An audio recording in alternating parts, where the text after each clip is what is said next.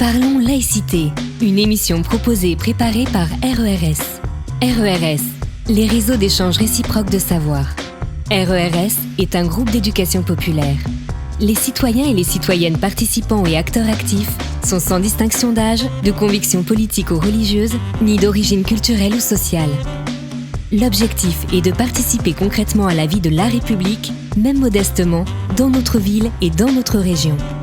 C'est pourquoi chaque mois, nous nous retrouvons pour échanger autour d'un thème qui devrait nous permettre de cultiver et de développer notre liberté de conscience. Bonjour à tous et bienvenue pour cette nouvelle émission de radio Parlons laïcité, émission que nous enregistrons le 7 avril. Alors, on les enregistre un petit peu dans une condition particulière. Vous devez l'entendre à ma voix. Notre réalisateur radio étant souffrant, nous enregistrons cette émission par téléphone.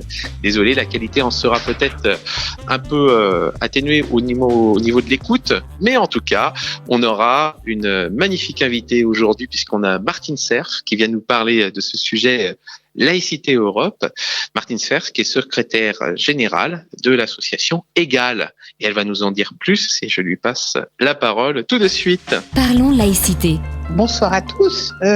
Effectivement, l'association Égale signifie Égalité, Laïcité, Europe. C'est donc une association laïque qui fait la promotion de l'égalité et de la laïcité en France comme en Europe. Alors je vais vous parler justement aujourd'hui de la laïcité en Europe puisque, entre autres, l'association Égale est habilitée à intervenir auprès du Parlement européen et de la Commission européenne pour échanger sur la construction européenne vue du point de vue laïque. Donc il existe, je vous en parlerai un peu plus loin, d'une procédure qui est reconnue dans le fonctionnement de l'Union européenne pour que des associations du type de la nôtre soient consultées très régulièrement. Donc nous le sommes et nous sommes sollicités sur des tas de questions qui peuvent être l'éthique de l'intelligence artificielle, le pacte vert, tout ça pour obtenir le point de vue des associations religieuses ou des associations laïques. C'est les deux à la fois. Alors, je vais donc vous parler de cette laïcité en Europe. Alors, on va partir de la France, puisque en France, elle est effective. Elle a été installée en 1905, même s'il y avait eu auparavant, d'ailleurs, l'exposition que vous avez là le montre bien, on avait eu auparavant la séparation des églises et de l'école. En 1905, c'est la séparation des églises et de l'État dans le but de protéger la République des agissements politiques de l'Église. Depuis la Révolution, en fait, l'Église n'avait pas cessé de soutenir très activement tous les mouvements qui cherchaient à revenir à la royauté et à empêcher, à entraver l'avènement de la République. D'ailleurs, Aristide Briand, alors qu'il était rapporteur de la commission qui travaillait sur le projet de séparation, déclarait à la Chambre des députés, le 6 avril 1905, « La vérité, c'est que dans ce pays, pendant cette longue période de régime concordataire, dans toutes les circonstances graves, difficiles, aux heures critiques où son existence a été menacée, la République a vu le clergé se dresser contre elle en ennemi. » Je dirais qu'on peut pas plus clair, on peut pas dire plus clairement qu'il y avait un problème politique qui se posait, puisqu'il s'agissait d'arriver enfin à installer la République. Ça se passe en 1905. Les velléités et la volonté d'installer la République, ça a commencé en 1789. Donc vous voyez le temps passé à essayer de stabiliser une république sans qu'on puisse y arriver justement. Plus d'un siècle. Donc en établissant cette séparation, les républicains consolidaient la République et offraient aux citoyens une société de liberté qui complétait en fait leur projet d'émancipation, qui était l'émancipation de l'ignorance et des dogmes. Il s'agissait de construire ou d'aider à la construction de citoyens libres et capables de penser par eux-mêmes en fonctionnant, en pensant avec leur propre esprit critique, sans être sous la coupe et l'imposition de dogmes qu'on leur imposait, d'un prêt-à-penser tout imposé. Alors, qu'est-ce qui se passe dans l'Union européenne ? L'Union européenne n'est pas laïque. Il n'y a pas de séparation, il n'y a rien dans les textes européens qui indique qu'il y a une séparation entre les autorités européennes et les religions. Mais, en revanche, il y a une volonté, c'est d'être neutre, de ne pas être inféodé ou proche d'une religion ou d'une conviction philosophique, mais d'être complètement neutre pour permettre à toutes les religions et toutes les convictions de s'exprimer librement. Alors, les instances européennes doivent observer et observent assez rigoureusement leur neutralité. Elles doivent faire appliquer et faire appliquer les principes de la Charte des droits fondamentaux de l'Union européenne. Alors, c'est pas ici, là, dans l'exposition, on vous parle de la Convention européenne des droits de l'homme. Je fais juste une petite parenthèse. Il faut faire la distinction entre le Conseil de l'Europe, qui regroupe 48 États et qui était créé en 50, au sortir de la guerre, dans les années 50, et l'Union européenne à 27 États, qui est ce que nous connaissons le mieux, ce dont on entend le plus parler, et qui a, elle aussi, sa charte des droits fondamentaux. Il n'y a pas une énorme différence avec la Convention européenne des droits de l'homme, hein, je vous rassure, c'est pas une réinvention totale, mais tout de même, il y a des petites différences. Les juristes se sont attelés à identifier ces différences, et puis bon, on souhaitait protéger encore davantage les populations, les citoyens de l'Union européenne. Donc, que dit cette charte des droits fondamentaux de l'Union européenne, qu'on connaît assez mal en France, je dois dire? Dans son article 10, elle dit « Toute personne a droit à la liberté de pensée, de conscience et de religion ». Donc, c'est la même chose que ce que dit la Convention européenne des droits de l'homme. Ce droit implique la liberté de changer de religion ou de conviction, ainsi que la liberté de manifester sa religion ou sa conviction, individuellement ou collectivement, en public ou en privé, par le culte, l'enseignement, les pratiques et l'accomplissement des rites. Donc, ce qui veut dire que les lois des États de l'Union européenne ne peuvent pas être en deçà de ça. Elles peuvent donner encore plus de liberté, encore plus de droits, mais elles peuvent pas en donner moins. Et ça, les États de l'Union européenne s'y sont engagés. Personne ne les a forcés. Ils ont discuté entre eux de ces textes-là, ils les ont mis au clair et ils ont décidé de les respecter. Donc, vous voyez déjà que quand on est face à certains politiques qui disent oui mais l'Europe impose, etc.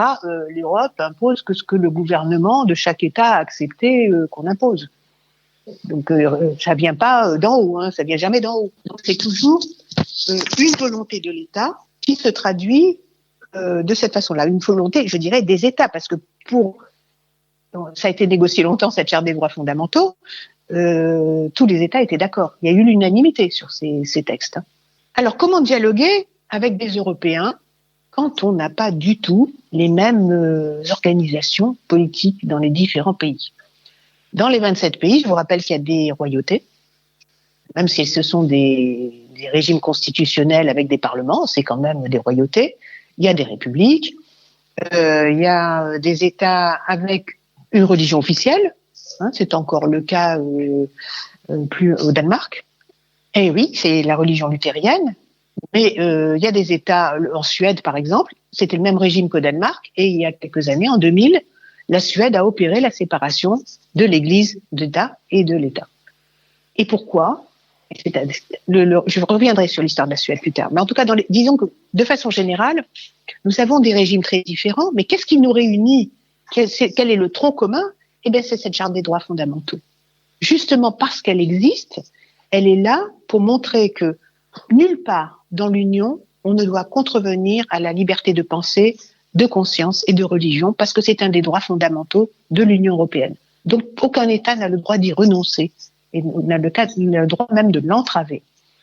Je vous donne l'exemple de la Suède, parce qu'il est intéressant. La Suède a opéré aussi la séparation des églises et de l'État. Nous, en 1905, quand on l'a fait, c'était tout de même assez conflictuel. Vous devez savoir qu'il y a eu, après le vote de la loi, la volonté de faire l'inventaire des biens de l'Église, et que ça a été extrêmement conflictuel, avec des groupes qui voulaient empêcher les gendarmes de rentrer dans les églises, puisque c'était les gendarmes qui devaient faire les inventaires. Il y a même eu un mort, et à ce moment-là, on a arrêté de faire les inventaires, parce qu'on s'est dit que c'était quand même un trouble à l'ordre public plus qu'une mesure laïque. Donc on n'a plus fait les inventaires, on les a arrêtés. Les Suédois, c'est pas des Français, c'est pas leur genre d'avoir des relations conflictuelles, donc on essaye chaque fois que c'est possible, et même tout le temps, chez eux, d'avoir un dialogue. Donc ils sont partis du constat que l'égalité en droit des citoyens n'était plus respectée, parce que tant qu'ils avaient une population assez homogène, qui était, on va dire, à 99% luthérienne, qui est une religion d'État, ça dérangeait personne. Et à partir du moment où, comme dans tous les pays européens, où il y a un apport de population autre qui arrive avec une autre religion, ça modifie forcément la sociologie de la population en place. Et là, du coup, l'égalité des citoyens n'était plus respectée. Donc, ils se sont dit, il faut qu'on fasse quelque chose. Il faut qu'on établisse une séparation qui fasse que toutes les religions soient considérées de la même façon et qu'elles soient sur un pied d'égalité dans le pays. Alors, ils ont fait ça à la suédoise. Ça veut dire que pendant 2 ans, on a dialogué. On a dialogué avec toutes les organisations qui pouvaient être impactées par cette mesure. Et au bout de 2 ans, on est arrivé à la conclusion générale qu'il y avait que la séparation qui pouvait répondre au problème. Et donc, ils ont opéré la séparation dans le plus grand calme et sans que ça pose aucun problème. Alors, c'est la séparation à la suédoise, c'est pas exactement la même que la nôtre. Par exemple, ils ont toujours un roi et ce roi doit toujours être représentant de la religion luthérienne. Mais enfin, bon, disons que les religions minoritaires, au moins, elles ont un statut qui est absolument équivalent à la religion majoritaire. Ce qui est bien l'objectif aussi de la séparation des églises et de l'État. Et quant à ceux qui n'ont pas de religion du tout, ils sont aussi complètement respectés puisqu'il y a séparation. La Norvège a suivi, elle a fait la même chose en 2014. Et le Danemark, peut-être, un jour le fera. En tout cas, ce qu'on constate, c'est qu'en Europe, vous avez des exemples de pays qui n'avaient pas la séparation, qui sont arrivés à la séparation, et on n'a aucun exemple du contraire. C'est-à-dire un pays qui aurait eu la séparation et qui aurait renoncé à la séparation. Il y a des retours en arrière, notamment en Pologne et en Hongrie, mais ces pays-là n'avaient pas la séparation. Il y avait des accords et des concordats avec l'Église catholique, donc on n'a fait que les renforcer finalement. Donc, vous voyez qu'on a des points de vue et des façons de voir assez différentes dans les pays. Tout à l'heure, dans la discussion, si vous avez des questions sur l'un ou l'autre pays, je pourrais vous y répondre, mais je ne vais pas les passer tous les 27 en revue parce que ce serait assez fastidieux. Donc, ces États-là, comment faire pour qu'on se comprenne quand même? En fait, on va se comprendre déjà sur la base des textes fondamentaux. Il faut partir de ce que nous avons déjà mis en commun. Donc, ces droits fondamentaux, tels qu'ils sont décrits, il faut partir de là pour dire, voilà, tel régime le respecte ou ne respecte pas ses droits fondamentaux. Et là, on est entendu, j'ai envie de dire 5 sur 5. Tandis que si on part de la laïcité française, alors là, d'abord, il y en a la moitié qui ne savent pas ce que c'est. Tous les pays qui étaient anciennement dans l'URSS, ou en tout cas sous la coupe de l'URSS, ignorent complètement ce que c'est que la laïcité, parce que pour eux, c'est même quelque chose qui n'a rien à voir avec notre laïcité. C'est ce que l'URSS de l'époque appelait laïcité, c'est-à-dire le fait de discriminer et même de pourchasser les ministres du culte orthodoxe. À l'époque, ils étaient discriminés, les ministres du culte orthodoxe, et on appelait ça laïcité, ce qui en fait était un athéisme d'État, ça n'a rien à voir. On voulait éradiquer la religion. Ça n'a rien à voir avec la laïcité et avec la cohabitation et la liberté de chacun, finalement, la liberté de laisser à chacun de croire ou de pas croire. Donc, quand on leur parle laïcité, c'est ça qu'ils entendent. Ils disent non, on veut pas de cette dictature-là, ne nous parlez plus de laïcité. Donc, c'est pas la peine d'utiliser le mot. J'ai envie de dire que leur attention se ferme immédiatement, instantanément. Mieux vaut partir de la liberté de pensée, de conscience et de religion pour dire, voilà, est-ce que dans tel régime, elles sont respectées ou pas? Et si c'est pas respecté, il faut faire le nécessaire pour que ce soit respecté. Si c'est respecté, on n'a rien à dire. Alors, on a en fait 2 modèles en présence. En gros, juridiquement, il y a 2 modèles de séparation qui s'affrontent en Europe. Il y a le modèle anglo-saxon et le modèle français. Le modèle anglo-saxon s'inspire du droit américain et considère que la laïcité, la séparation, a pour objet de protéger les religions de l'ingérence de l'État. Et vous voyez que chez nous, c'est le contraire. On a installé la séparation pour protéger l'État de l'ingérence des religions. Donc, on a beau avoir fait une séparation des 2 côtés, comme elles n'ont pas le même objectif, mais il arrive très souvent qu'on soit en désaccord. Alors, d'autres facteurs rentrent en ligne de compte et qui font des différences d'un État à l'autre, même lorsqu'ils ont inscrit le principe de séparation dans leur constitution, parce qu'il y en a quand même 11 qui ont inscrit un principe de séparation dans leur constitution. Mais la sociologie de ces pays-là peut différer sensiblement. Il peut y avoir dans ces pays une imprégnation plus ou moins religieuse de la société. Elle peut être plus ou moins importante. En France, par exemple, on a aujourd'hui plus de la moitié des citoyens qui se disent non religieux, le reste se répartissant dans différentes religions. Mais c'est pas le cas dans tous les pays de l'Union européenne. Vous avez des pays où il y a encore, où il y a beaucoup, je dis encore parce que c'est des tendances qui s'érodent, mais il y a encore une majorité de gens qui se disent religieux. Et donc, on n'a pas forcément la même sensibilité à l'intérieur de ces pays. Ça diffère suivant que vous avez une religion qui est très majoritaire et d'autres religions très, très minoritaires. Là aussi, ça donne une couleur assez différente. Par exemple, en Allemagne, vous avez le catholicisme et le protestantisme qui s'équilibrent à peu près. C'est grosso modo 50-50 chacun. Mais, suivant que vous êtes dans l'ancienne Allemagne de l'Ouest ou l'ancienne Allemagne de l'Est, c'est pas tout à fait la même chose. Donc, ça fait aussi des différences. Alors, les différences entre les deux régimes, sur le principe, le modèle français, c'est la séparation, ça c'est clair. Le modèle américain, c'est plutôt le sécularisme, c'est-à-dire le fait que la société fonctionne en dehors des règles religieuses. Mais c'est pas une séparation. Par exemple, je vous donne un exemple, dans le régime anglo-saxon, on va parler des Anglais, même s'ils sont plus dans l'Union européenne aujourd'hui. Vous avez à la chambre des Lords, avant le début des débats, avant le début d'une séance de travail, il y a une prière. Et une prière chrétienne. Alors, comme il y a quand même pas mal d'hindouistes quand même qui sont arrivés, qui se sont installés en Angleterre, au Royaume-Uni et qui sont citoyens anglais, certains sont élus. Ils ont dit, puisqu'on prie, pourquoi est-ce qu'on ne donne pas la liberté à chacun de prier dans sa propre religion? Ah ben non, là non. Il faut que ce soit une prière chrétienne parce que c'est la tradition. Et là, on peut se poser des questions sur la liberté de conscience. Enfin, nous, on est quand même choqués. Obliger des gens qui ne sont pas chrétiens à faire une prière chrétienne, ça se discute, quoi, quand même. C'est pas tout à fait conforme à l'idée que nous faisons de la liberté de conscience.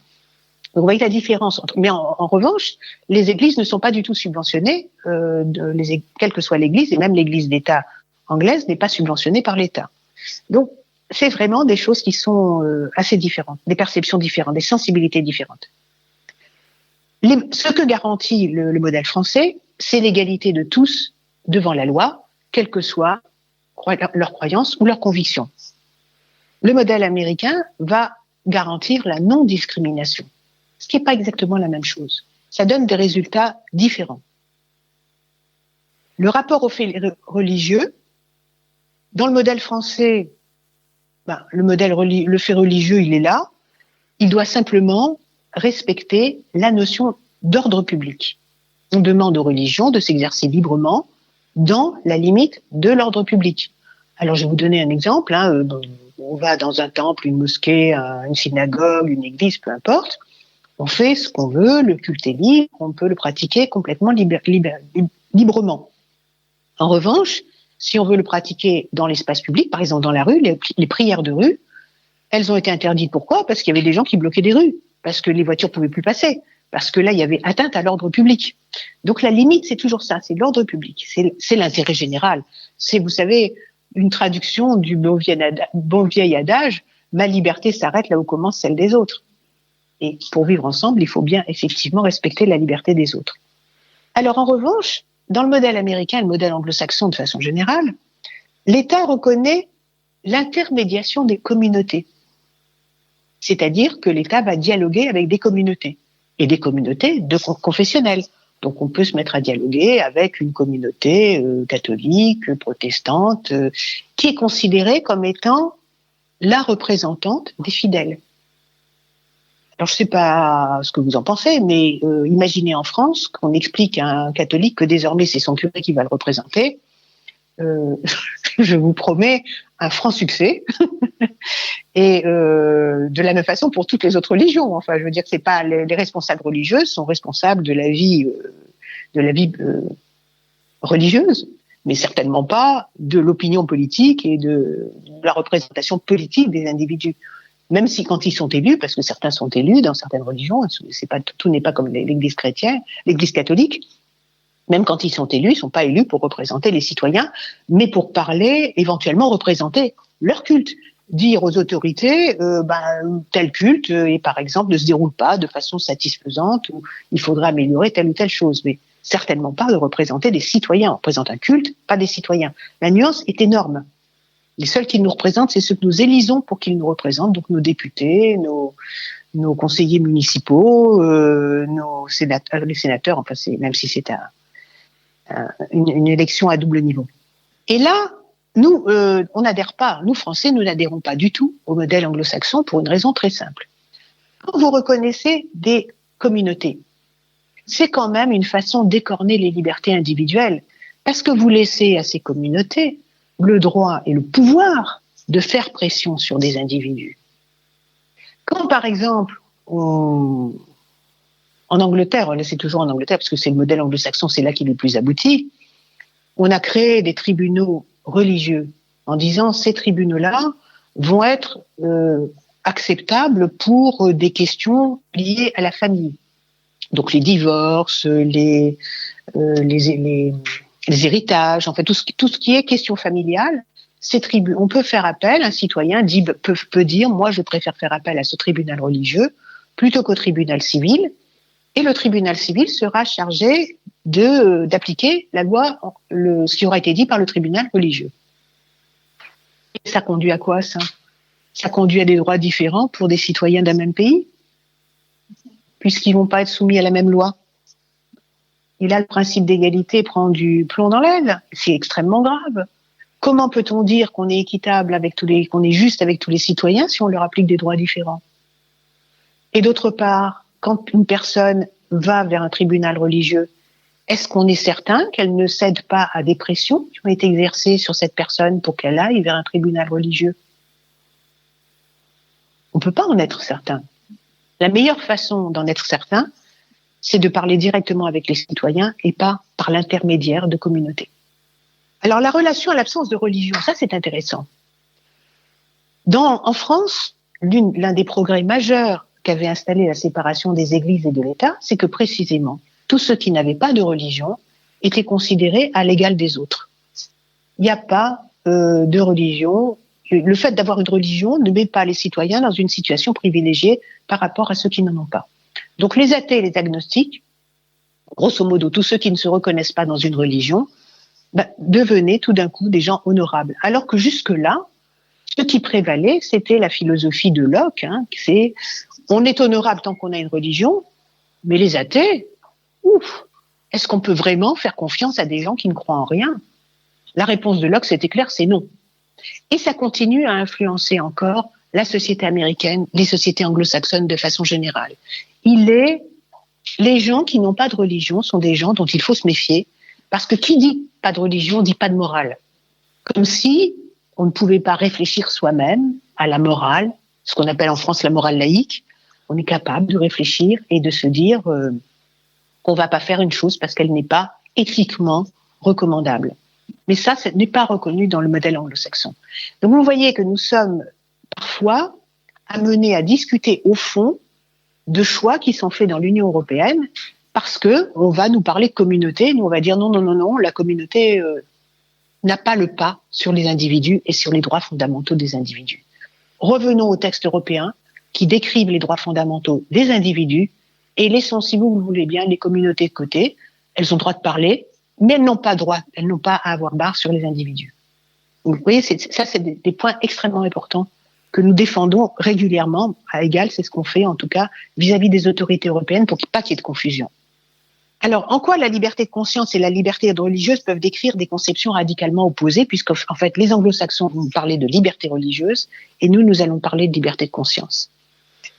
La référence même à la liberté religieuse plutôt qu'à la liberté de conscience n'est pas neutre. La liberté de conscience va insister sur le caractère intime de la foi et sur le droit d'avoir des convictions religieuses ou de ne pas en avoir, alors que quand vous parlez de liberté de religion, forcément, vous ne parlez que des gens qui ont une religion. Ça a des conséquences pratiques. Je vais vous en citer une. Il existe un envoyé spécial de la Commission européenne pour la liberté de religion et de croyance. Alors le terme anglais, c'est Freedom of Religion and Belief, ce qui est bien liberté de religion et de croyance, que vous verrez traduit parfois par liberté de religion et de conviction, mais belief, je suis désolée, en anglais, ça ne veut pas dire conviction, ça veut dire croyance. Donc moi, je ne me laisse pas embobiner par cette volonté de nous amadouer, nous Français, en faisant une traduction qui nous fait plaisir. Cet envoyé spécial était chargé d'aller dans des États tiers, donc extérieurs à l'Union européenne, des États où la liberté de croyance, justement, n'était pas respectée et d'essayer de la faire respecter. C'est l'une des missions que s'est fixée la Commission européenne. Au départ, ils étaient même partis de la protection des minorités chrétiennes au Proche-Orient. L'idée, c'était de les protéger comme ça. Donc cet envoyé spécial a pris son bâton de pèlerin, puis il est allé faire la tournée des pays en question où il y avait des problèmes. Et il a engagé les responsables religieux à dialoguer entre eux. C'est très bien qu'ils dialoguent, il vaut mieux qu'ils dialoguent plutôt que de se taper dessus, ça on est bien d'accord. Mais quid des gens qui n'avaient pas de religion? Quand il est allé en Égypte et qu'on était en train de préparer un projet de loi pour condamner à mort les athées, il n'en a parlé à personne, il n'a pas essayé de faire revenir les autorités sur ce projet de loi. Il a simplement ignoré les gens qui n'avaient pas de religion. Donc c'est là que je vous dis, quand on parle de liberté de religion, il y a tout un pan de la population qu'on laisse de côté, dont on ne s'occupe pas parce qu'on oublie tout simplement qu'ils existent. Donc c'est pour ça que ça a une importance et que nous sommes élevés contre la définition de la mission de cet envoyé spécial. Je ne sais pas si le nouvel envoyé spécial a décidé ou non de défendre aussi la liberté de conviction, puisqu'on n'a pas de remontée sur la façon dont il assume sa mission. Mais en tout cas, pour l'ancien, je peux vous dire que jusqu'en 2018, c'était une ignorance absolue des non-religieux. Au nom de la liberté de religion aussi, il faut savoir qu'on demande des accommodements. Par exemple, en France, c'est au nom de cette liberté-là que le principe de neutralité de la fonction publique est contesté, puisque chaque agent doit avoir la liberté de religion, enfin en tout cas dans l'esprit de ceux qui le demandent, donc il n'y a pas de raison qu'il y ait neutralité dans le service public. Alors que nous considérons que le service public est le service de tout le monde, donc il doit ne pas montrer ceux qui représentent le service public, non pas à montrer qu'ils sont adeptes d'une religion, ou même d'un mouvement politique, d'ailleurs même la neutralité politique leur est demandée, pour pouvoir ne pas mettre mal à l'aise tous les citoyens qu'ils accueillent. Il ne s'agit pas là de racisme ou de quoi que ce soit, contrairement à certaines accusations qui sont portées à la laïcité. Alors cette notion de non-discrimination aussi, qui est une conception directement venue des États-Unis et qui tend à s'imposer au détriment du principe d'égalité devant la loi, pose problème, est assez problématique, et nous devons sans arrêt revenir au principe d'égalité. Donc c'est nous mouvements laïcs, qui en permanence rappelons aux autorités qu'ils ont signé une charte des droits fondamentaux, qu'ils se sont engagés à faire respecter et que c'est bien à ces textes-là qu'il faut revenir. Alors, des associations féministes, certaines institutions aussi, qui sont chargées d'observer le système juridique et de promouvoir le respect de la laïcité, ont parfois repris à leur compte l'analyse anglo-saxonne.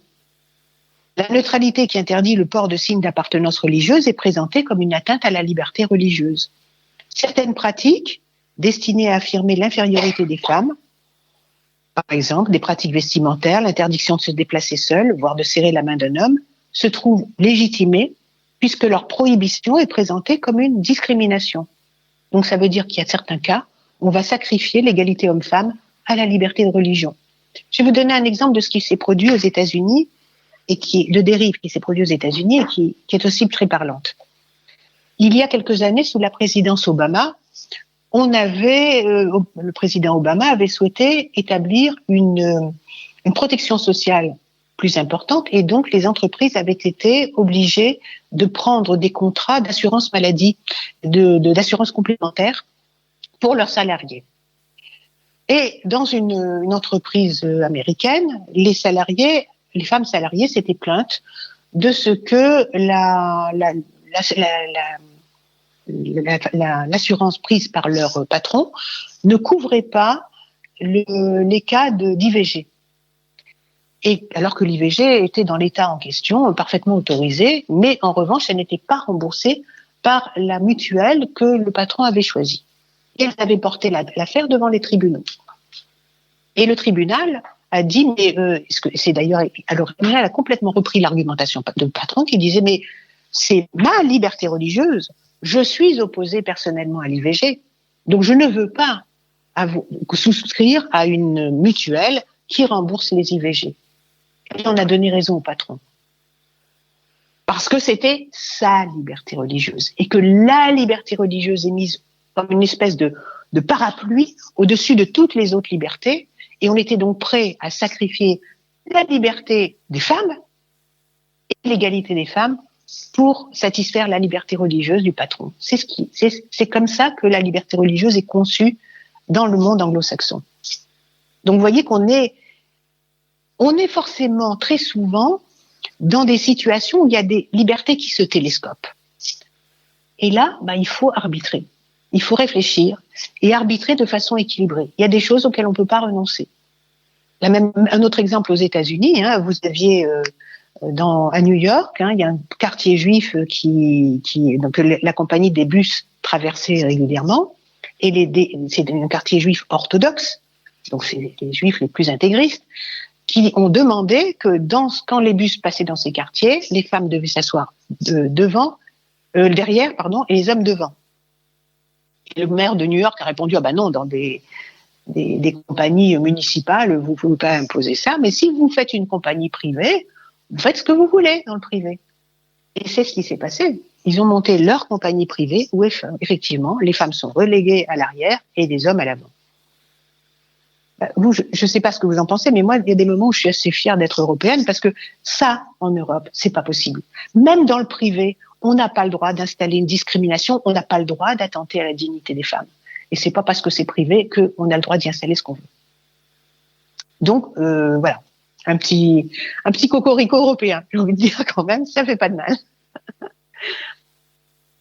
Alors, les arguments, en revanche, de liberté religieuse, il faut savoir qu'ils sont très souvent quand même utilisés par tous ceux qui font des procédures contre la France auprès de la Cour européenne des droits de l'homme ou auprès de la Cour de justice européenne maintenant, au nom de cette non-discrimination.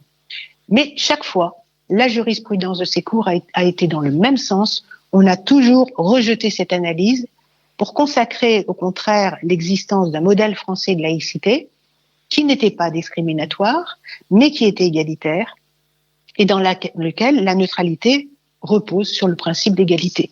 Donc ça a été parfaitement reconnu par les juridictions européennes. Toutes les contraintes qui sont liées au respect de la laïcité continuent quand même d'être systématiquement contestées devant la Cour européenne des droits de l'homme, ou alors elles utilisent maintenant des canaux plus complaisants comme l'ONU, ou comme la Cour européenne pas la Cour européenne des droits de l'homme, parce que la plaignante contre Babilou, par exemple, ne s'est jamais risquée devant la Cour européenne des droits de l'homme parce qu'elle savait qu'elle allait être dégoûtée, mais en revanche, ils sont allés à l'ONU parce que là, ils savaient qu'ils auraient des partisans du modèle anglo-saxon qui allaient avoir forcément une oreille plus attentive. Et c'est ce qui s'est passé, mais ce sont des cours qui ne sont pas contraignantes pour le droit européen, et le droit français en particulier, donc ça ne pose aucun problème. Alors, le multiculturalisme contre l'ordre public, c'est ça aussi qu'on rencontre parfois. Les partisans européens du système américain, qui ne définissent pas la laïcité comme un principe en soi et qui préfèrent lui ajouter des adjectifs. Donc, il faut qu'elle soit inclusive, ouverte, tolérante. Sous-entendu, la laïcité à la française serait exclusive, fermée, intolérante. C'est ça que ça veut dire. Donc, elle se trouve stigmatisée comme obstacle à l'expression libre des religions.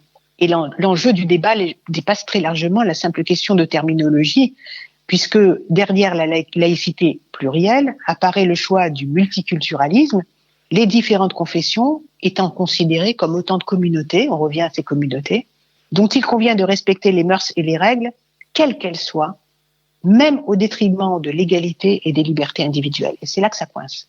Parce que, après tout, les règles, tant qu'elles sont conformes au droit commun, posent aucun problème.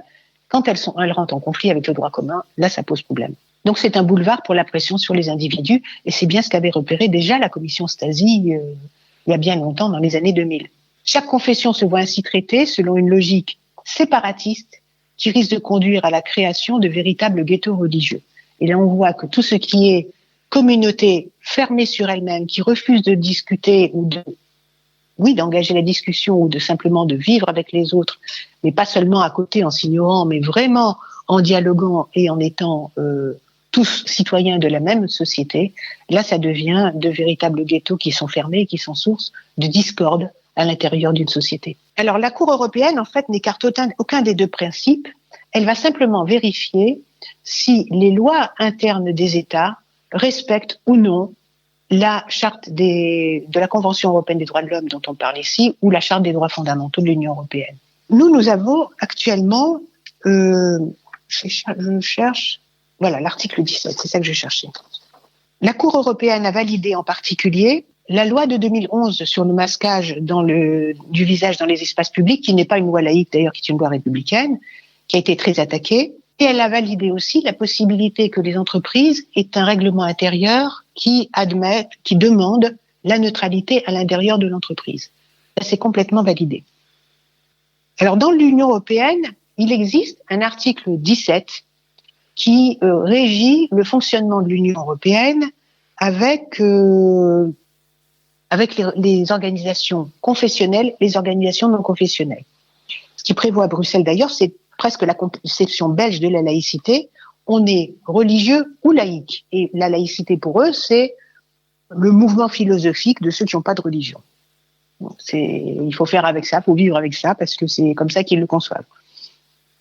La laïcité est donc considérée à l'égal d'une religion, et c'est ainsi que des laïcs belges sont subventionnés par l'État, comme la Belgique subventionne les religions et la laïcité. Le Centre d'action laïque en Belgique francophone et son équivalent flamand de Mensdu sont chargés de l'accompagnement laïque des citoyens, comme les religions sont chargées de l'accompagnement religieux. Donc si vous voulez par exemple faire un mariage laïque, vous pouvez faire appel au Centre d'action laïque qui va vous aider à préparer une cérémonie laïque. La même chose pour un enterrement, pour un baptême, pour ce que vous voulez, en fait. Donc c'est avec cette compréhension que la laïcité est appliquée, de la laïcité qu'est appliqué l'article 17, qui dit, qu'est-ce qu'il dit cet article ? Premièrement, l'Union respecte et ne préjuge pas du statut dont bénéficient, en vertu du droit national, les églises et les associations ou communautés religieuses dans les États membres. Autrement dit, la façon dont on s'organise dans les pays, c'est le ressort des États. L'Union européenne ne s'en occupe pas. Elle va simplement exiger que ce soit conforme à la Charte des droits fondamentaux de l'Union européenne. L'Union respecte également le statut dont bénéficient, en vertu du droit national, les organisations philosophiques et non confessionnelles. Reconnaissant leur identité et leur contribution spécifique, l'Union maintient un dialogue ouvert, transparent et régulier avec ces églises et organisations. Donc ça veut dire que aussi bien la Commission européenne que le Parlement européen sont obligés de dialoguer régulièrement avec ces organisations confessionnelles et non confessionnelles. Nous, en tant qu'association laïque, on rentre dans la catégorie non confessionnelle, donc ils dialoguent avec nous. Pendant des années, il y avait les réunions avec les confessionnels et les réunions avec les non confessionnels. Et nous, on disait non, on est désolé, on parle de la même société, il n'y a rien dans le traité qui oblige à ce qu'il y ait des réunions séparées, nous voulons être dans la même réunion. Et on savait pourquoi on demandait ça. Parce que quand on n'était pas là, il arrivait que certains responsables religieux commettent des dérapages verbaux. Par exemple, dans une réunion du 6 décembre 2017, je suis très précise, avec les responsables religieux au Parlement européen, une Église d'Europe avait déclaré que la laïcité était la cause des crises de l'Union. Parce qu'elle avait fait disparaître... La laïcité était la cause des crises de l'Union européenne. Parce qu'elle avait fait disparaître toute vie spirituelle dans nos sociétés et qu'elle avait donc provoqué un manque de sens. Il n'y avait plus de sens, la vie n'avait plus de sens. Voilà. Et donc, quand on a entendu ça, il se trouve que nous n'étions pas invités à la tribune, mais on était dans le public. Vous imaginez qu'on était un peu étranglés et qu'on a donc envoyé un texte de circonstance au Parlement européen avec une argumentation extrêmement étayée et raisonnable, puisqu'on veut toujours non pas dire, lancer comme ça des prises de position, mais étayer notre argumentation, c'est ce que nous avons fait. Et nous nous sommes élevés contre le fait qu'on puisse dire que la laïcité était à la source de tous les maux en Europe. Donc le fait qu'il y ait des réunions communes, vous voyez bien que c'est le genre de choses qu'on ne dit pas quand il y a des laïcs dans la salle. Donc ça avait déjà un avantage. Et nous avons pu obtenir des réunions communes avec le Parlement. Donc c'est institutionnalisé depuis un an. Ça ne l'est plus, ça ne l'est pas encore auprès de la Commission, mais on ne désespère pas d'y arriver un jour. Quelles sont les situations qu'on rencontre en Europe ? Alors, comme je vous l'ai dit déjà, l'ignorance que ce qu'est la laïcité française et le fait aussi qu'on confonde la laïcité avec l'athéisme et qu'on pense on cherche à bannir les religions des différents pays. Donc c'est quelque chose qu'on doit rétablir, on doit sans arrêt rétablir cette réalité, d'autant que nos interlocuteurs changent régulièrement. Vous savez que le Parlement européen est élu pour 5 ans, mais le président, lui, change au bout de 2 ans et demi. C'est ce qui s'est passé, d'autant plus que l'ancien président, malheureusement, est décédé. Mais celle qui était notre correspondante, Roberta Metsola, est devenue elle-même présidente du Parlement européen, et donc on a un nouvel interlocuteur avec qui il va falloir recommencer le travail, parce que c'est un Autrichien. Je ne sais pas encore ce qu'il sait de la laïcité française, mais il y a des chances qu'il n'en sache pas grand-chose et qu'on soit obligé de recommencer nos explications. Alors, autre exemple d'ignorance ou de dérive qu'on peut observer dans l'Union européenne, une campagne de communication que vous avez peut-être vue, qui a défrayé la chronique en novembre 2021, qui était une campagne sponsorisée par le Conseil de l'Europe et l'Union européenne, qui mettait en scène des visages de femmes dont la moitié était voilée, l'autre non, et tentait de convaincre que le hijab n'est qu'un vêtement comme un autre, associé à des mots comme beauté, liberté, joie, et un visuel proclamé en particulier, la liberté est dans le hijab. Sur protestation du gouvernement français en la personne de Sarah El Haïry, la campagne a été retirée. Alors, ce que révèle cette campagne est assez grave. D'abord, par naïveté et par volonté de bien faire pour lutter contre le racisme, parce que c'était ça l'objectif aussi bien du Conseil de l'Europe que de l'Union européenne, c'était de lutter contre le racisme. Les responsables de ces deux entités travaillent activement avec des associations qu'ils ne connaissent pas vraiment, qu'ils n'ont pas vraiment identifiées. Or, qui sont ces associations ? C'est tous des associations affiliées au mouvement des frères musulmans. Le FEMISO, ENAR, le CCIB, le CCIE qui est le Comité contre l'islamophobie en Europe, qui est en fait l'ancien CCIF français qui a été dissous par le gouvernement français, ont un discours de propagande. Leur objectif est d'obliger les femmes musulmanes à se voiler et non pas laisser faire leur propre volonté. Donc, à partir du moment où ils financent des mouvements qui ont un projet qui n'est pas un projet égalitaire, ça devient quand même problématique. À cette heure-ci, à ce moment-là, je vous rappelle que l'Union européenne, enfin tout le monde s'était retiré d'Afghanistan, ce qui veut dire que nous avions un afflux, et on a toujours un afflux de réfugiés afghans, dont des femmes qui voulaient sauver leur liberté et leur vie en fuyant l'Afghanistan et les talibans. Et vous imaginez qu'on les aurait accueillis en leur disant la liberté dans le hijab, c'est quand même un peu fort de café, j'ai envie de dire. Hein. Mais manifestement, ça ne posait aucun problème à ces responsables européens. Donc, ils n'ont pas fait la différence. Ils n'ont pas vu la différence.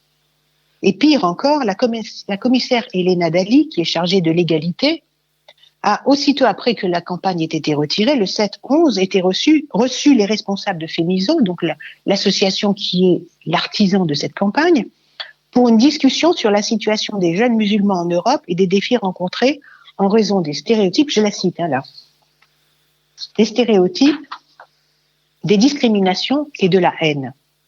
Et cette fois, c'est la ministre Marlène Schiappa qui a réagi auprès de la Commission, qualifiant FEMISO de fauné de l'islamisme. Ce que Madame Dalli n'a toujours pas compris. Alors, qu'est-ce que nous pouvons faire, nous, associations laïques, face à ça ? C'est alerter les responsables politiques, d'abord leur demander des comptes. Comment un discours de propagande peut-il être financé par l'Union européenne alors qu'on attend plutôt effectivement un discours de lutte contre les discriminations ? Et là, on a eu l'explication. J'ai eu un courrier de la responsable de celle qui attribue les subventions et qui m'explique que effectivement elle n'a pas vu la campagne. En réalité, ils ont financé un projet. Et il y a une association qui leur a présenté un projet de lutte contre les discriminations. Sauf que, à partir du moment où vous êtes un organisme, quel qu'il soit, j'ai envie de dire, même vous demandez de l'argent à la Société Générale. La Société Générale va vous dire, montrez-moi la campagne, parce qu'il y aura ma signature en tant que sponsor, donc je veux voir la campagne avant de signer, ce qui n'est pas complètement légitime. Et là, non, pas du tout. On leur a attribué, le projet avait l'air bien, on leur a attribué les fonds, et personne ne s'occupe des contenus. Donc on peut mettre n'importe quoi après. Vous imaginez le danger que ça représente, ce manque de... Nous, ça va être ce que nous allons dire la prochaine fois que nous aurons une réunion à la Commission européenne. Il n'est pas envisageable d'octroyer des fonds sans avoir un contrôle sur l'utilisation de ces fonds. Ces associations vont parler au nom de l'Union européenne, on ne peut pas accepter qu'elles disent n'importe quoi, ou en tout cas sans contrôle. Donc voilà, le genre de choses que nous avons rencontrées. Du côté du Conseil de l'Europe, là, c'est beaucoup plus grave.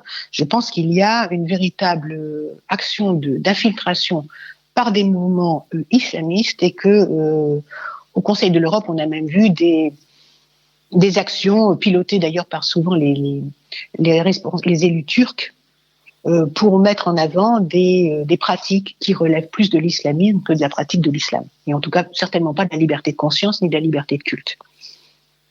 Donc en fait, quels sont les lobbies que nous rencontrons ? C'est l'Église catholique qui a un bâtiment entier à côté du Parlement européen où il y a une trentaine de juristes plus les bénévoles et qui attaque beaucoup les autres lobbies, mais qui est le premier quand même, qui est le plus important. Et puis des lobbies de toutes sortes de mouvements intégristes. On peut avoir des sectes, on peut avoir la scientologie, on peut avoir les témoins de Jéhovah, on peut avoir les témoins de Jéhovah qui sont considérés comme des religions et non pas comme des sectes. Et puis les islamistes.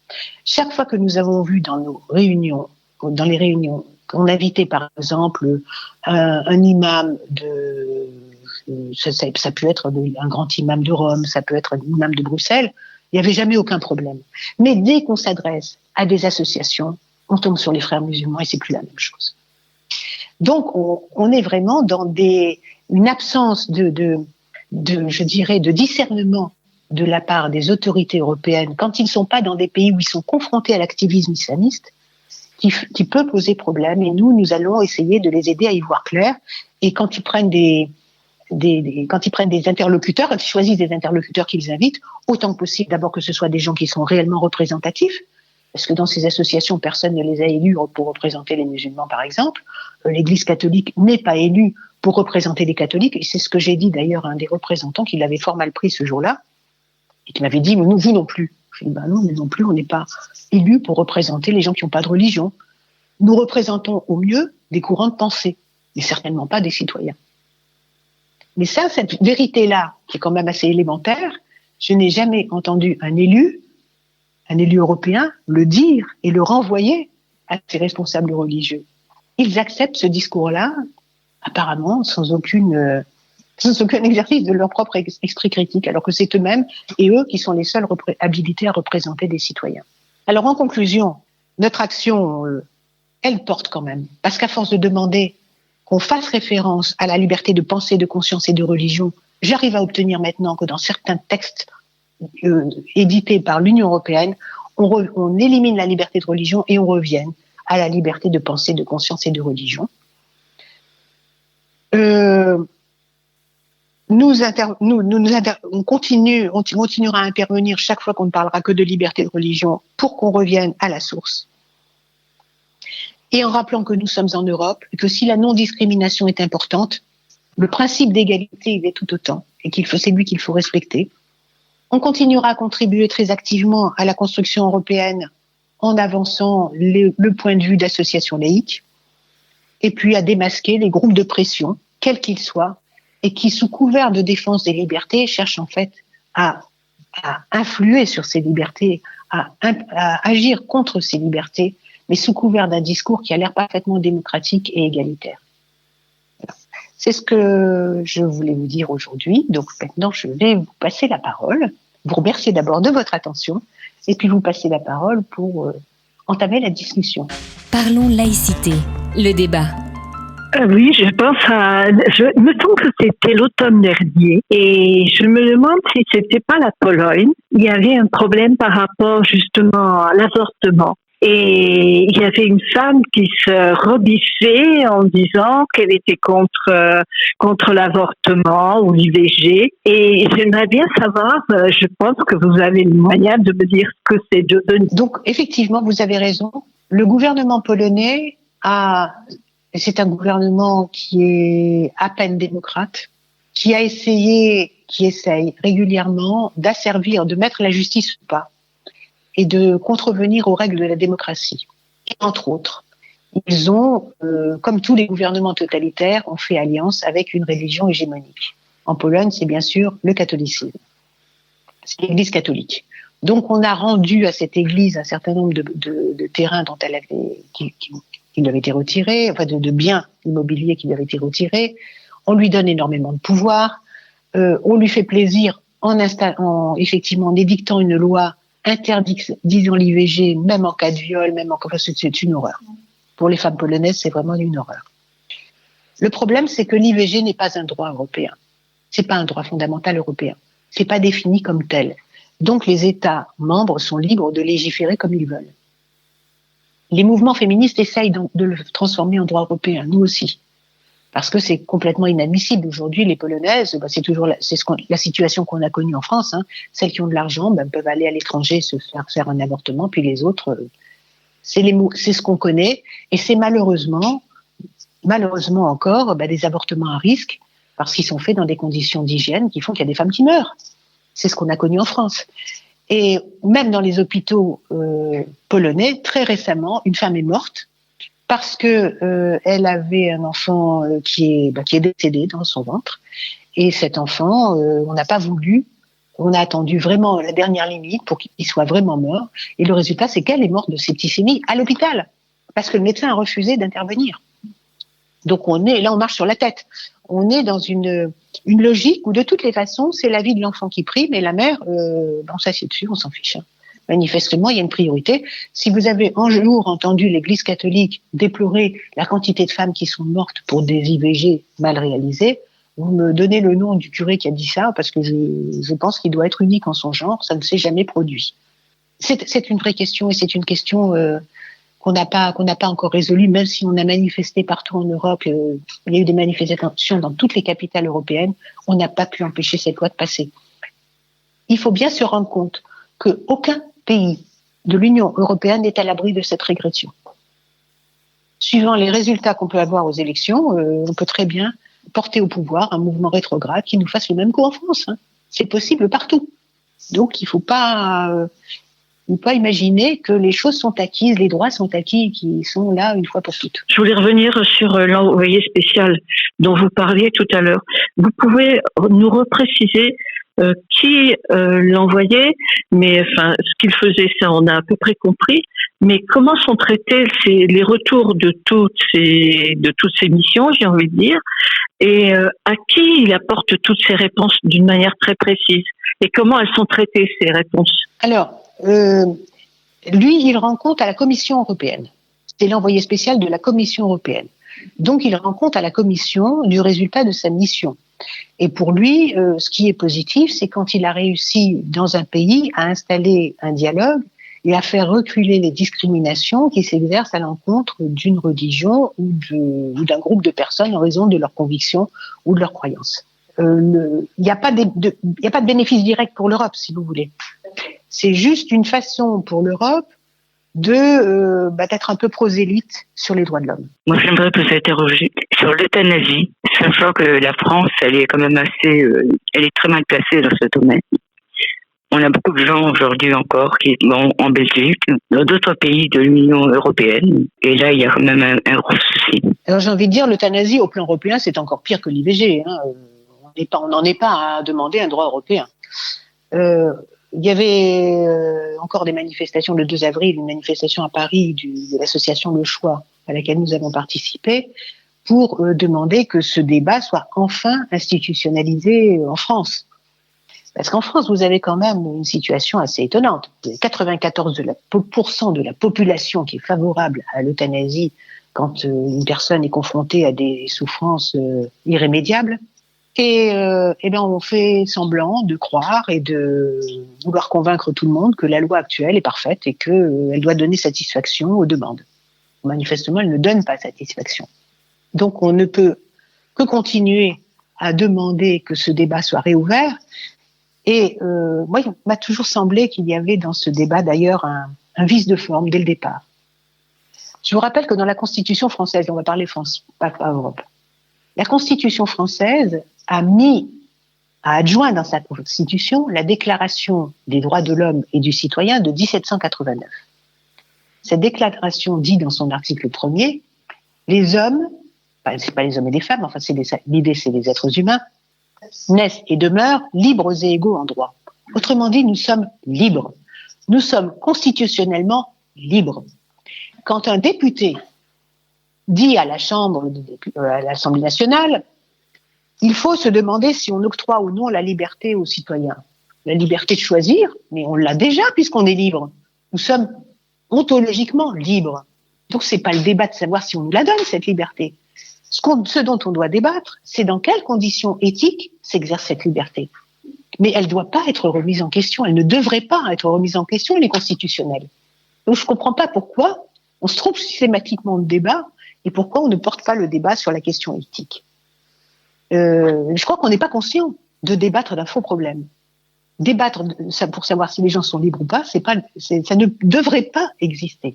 Parce qu'il faut effectivement en finir avec ça. Ça aboutit à des... On ne peut pas imposer ça à la majorité de la population. Je veux dire, c'est pas possible.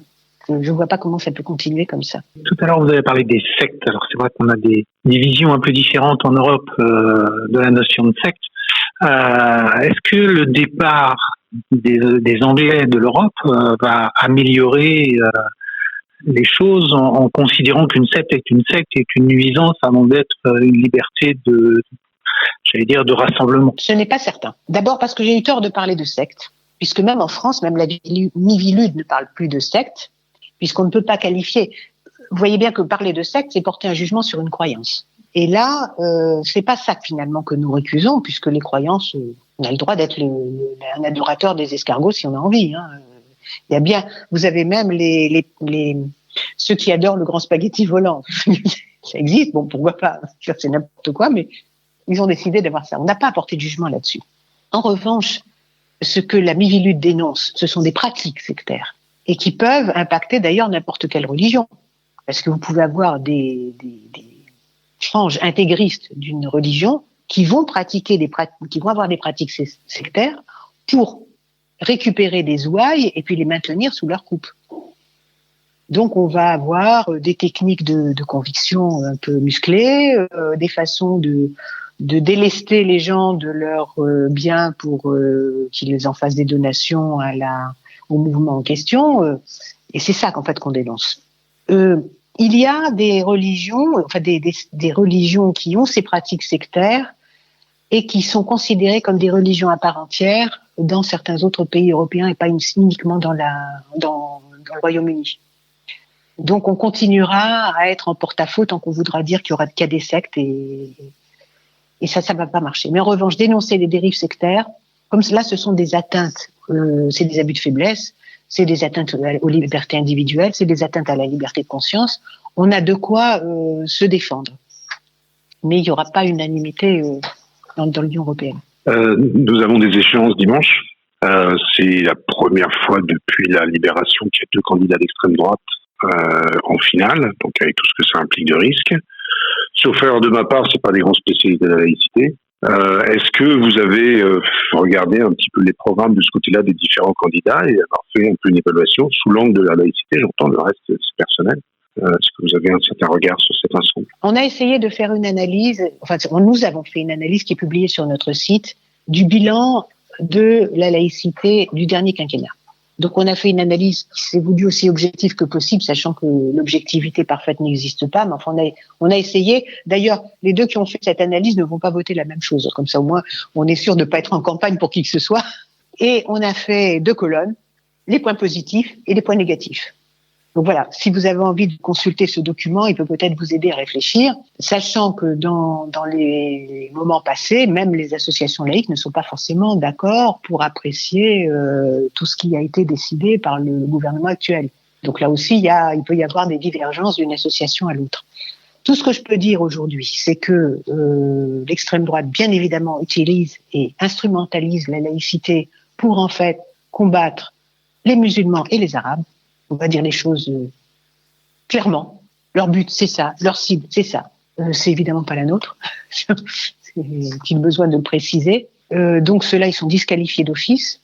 D'autres, en revanche, comme les Verts, vont être parfois plus ambigus parce que ils vont donner la parole à des extrémistes, un peu comme les mouvements fémisos, comme Alliance citoyenne, qui sont en fait des gens qui veulent imposer leur façon de voir et non pas se battre pour la liberté pleine et entière de chacun. Donc, on a quelques réticences avec une partie d'entre eux. Quand on voit ce qui se passe à Grenoble, avec la mairie de Grenoble, les complaisances qu'on a au mépris des libertés individuelles, ça pourrait nous inquiéter pour certains mouvements. Puis il y a d'autres mouvements où vous avez des voix discordantes. Certains qui vont être profondément laïques et puis d'autres qui vont ne pas l'être vraiment, qui vont être, disons, très offensifs avec une religion, moins offensifs avec une autre. On aimerait bien qu'elles soient toutes traitées à l'égalité, qu'on soit toutes sommées de respecter la loi, qu'on puisse avoir un régime, et ça, le régime parfait, on ne l'a pas. C'est un régime où la loi de 1905 serait appliquée partout, où on arrêterait d'avoir des exceptions, par exemple comme en Alsace, en Moselle, en Guyane, à Saint-Pierre-et-Miquelon. Un régime où on arrêterait de financer les cultes sous diverses excuses, en disant que par exemple on finance du culturel, et puis en fait on finance du cultuel. Donc voilà, ce régime-là, j'ai envie de dire, personne ne le porte. Donc la seule chose dont on est sûr, c'est que quel que soit celui qui a été élu, nous devons veiller au grain en tant que citoyens pour les empêcher de donner des subventions excessives à l'école privée par rapport à l'école publique, par exemple, sous couvert d'égalité entre des régimes, puisque les deux participent du service public de l'enseignement maintenant, c'est ce qui se dit. Et nous avons envie de considérer que l'école publique doit avoir quand même un régime privilégié, une posture, enfin un statut privilégié dans une république laïque. Mais là-dessus, très honnêtement, on sera suivi par personne à l'heure actuelle. Aucun des candidats n'est prêt à porter cette décision et cette volonté laïque. C'est de l'ordre de la remarque. Nous, on a rencontré le référent de la CAF sur le département, d'accord, et le référent de la CAF, donc ils sont en train de faire la chasse, c'est peut-être pas le mot tout à fait adapté, mais aux associations qui ne seraient pas totalement laïques, d'accord, pour justement ne plus leur donner de subventions. Alors, ce qui est possible au niveau des départements, peut-être que ce serait possible au niveau de l'État. C'est illusoire. Mais bon, pourquoi pas? C'était vraiment de l'ordre de la remarque. Hein. Alors, votre remarque est très intéressante parce qu'en fait, il s'agit de mesures nouvelles. C'est la loi d'août 2021 qui oblige toute collectivité locale ou toute instance de l'État, on va dire, la CAF, mais aussi les départements, mais aussi les régions, mais aussi l'État lui-même, à faire signer une charte laïque aux associations subventionnées. Donc, normalement, et on a de la chance, le texte est unique, c'est la même charte, donc on ne va pas avoir des différences d'une région à l'autre. Donc, au moins, là-dessus, il y a un écueil qui a été évité. Le texte est le même pour tout le monde. Donc, tout le monde sera sur un pied d'égalité. Donc, logiquement, on ne devrait plus subventionner les associations. Mais ça ne concerne que les associations. Et puis, ça n'est pas valable, à partir du moment où il s'agit d'une association cultuelle et de la rémunération des prêtres en Alsace, ça ne va rien impacter du tout, hélas. Bonjour, j'ai lu un article par Jean-Michel Decamp. C'est expliqué en Belgique et aux Pays-Bas, la Constitution est fondée sur ce qu'on appelle le système de pluralité. Et je vais demander quelle est la différence, qu'est-ce que ça veut dire le système de pluralité? Merci. Alors, la différence, c'est que on considère que les cultes qui sont suffisamment implantés dans la société, ce sont des piliers, et que ce sont des piliers que l'État doit subventionner pour qu'ils puissent fonctionner correctement. Donc l'État subventionne toutes les religions. Il y a quelques années, le mouvement laïque a réussi à se faire identifier comme mouvement porteur d'une conviction philosophique. Donc, il est financé, en Belgique en tout cas, aux Pays-Bas, je sais pas, je crois pas. Mais en Belgique, il est financé à l'égal des religions. Il est considéré comme une religion. Donc, il fonctionne comme une religion. Donc, il y a des aumôniers laïcs, je puis dire, qui vont faire des visites en prison, visites à l'hôpital, aide aux cérémonies. Il y a des maisons de la laïcité un peu partout. Et ce sont les mouvements laïcs les plus riches d'Europe. Forcément, ils ont des revenus que les autres n'ont pas, puisque les autres vivent des adhésions de leurs adhérents, ce qui est beaucoup plus modeste, évidemment. Et ça, c'est valable en Belgique. Donc, c'est ce système-là qui est en vigueur.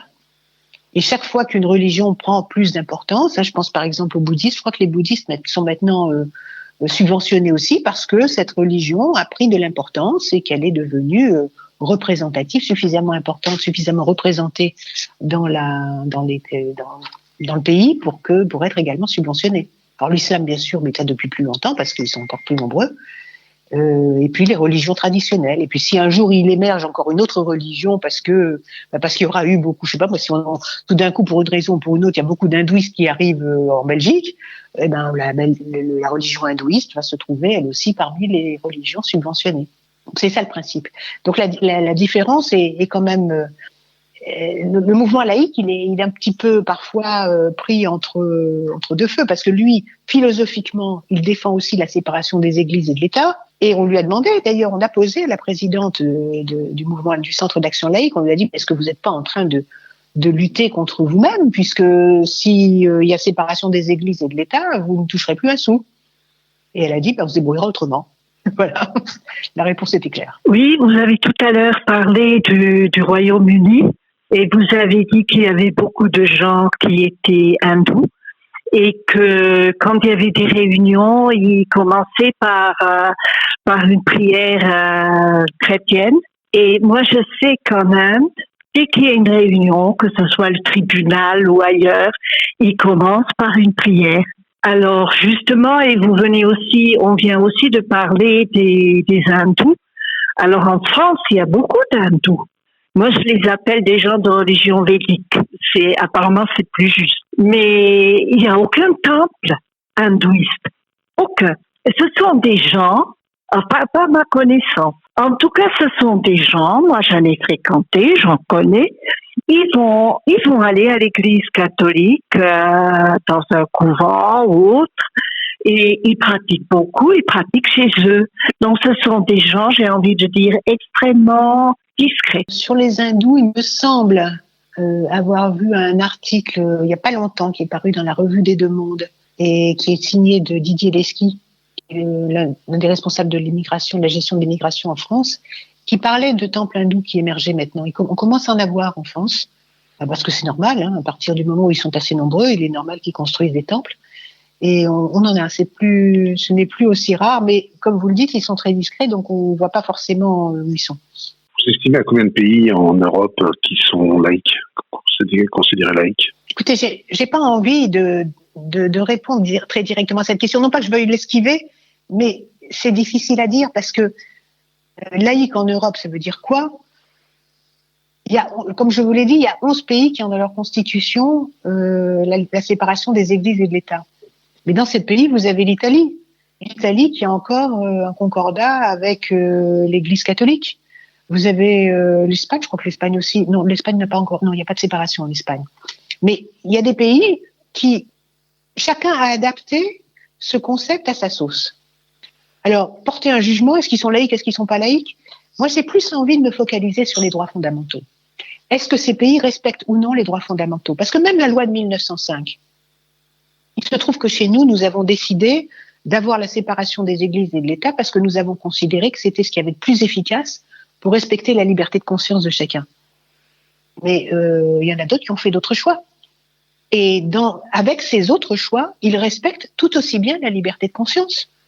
Donc, on n'a rien à dire. Vous voyez, le choix qu'ils ont fait va correspondre à leur culture, va correspondre à leur histoire. Donc, il est légitime. En plus, c'est le leur, donc il est légitime. Et il est d'autant plus légitime qu'ils respectent les droits fondamentaux. Ils ne le seraient pas, et on aurait tous les droits de lutter contre ce qu'ils avancent s'ils ne respectaient plus les droits fondamentaux. Quand la Pologne ne respecte plus la liberté de conscience parce qu'elle impose les cours de religion à l'école publique, là, il y a atteinte à la liberté de conscience. Mais on va pas s'offusquer de ce qu'elle a un accord avec l'Église catholique, où il faut qu'on démontre en quoi cet accord avec l'Église catholique contrevient à la liberté de conscience. Donc il faut rentrer dans l'intimité de la loi et de son fonctionnement pour arriver à dénoncer ou même attaquer devant des tribunaux certaines façons de faire. Mais je crois que c'est difficile et je me sens pas le droit en plus. En tant qu'Européenne convaincue, parce que il y a trop longtemps que je dialogue avec des gens qui n'ont pas tout à fait... La culture européenne existe, il y a un fond commun. Mais quand même, il y a des points de vue différents.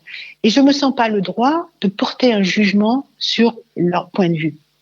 Je veux au contraire essayer de le comprendre pour qu'ensemble, nous trouvions les moyens, chacun chez nous, chacun dans nos États, avec nos histoires et nos cultures, la façon d'installer un régime politique qui respecte les droits fondamentaux.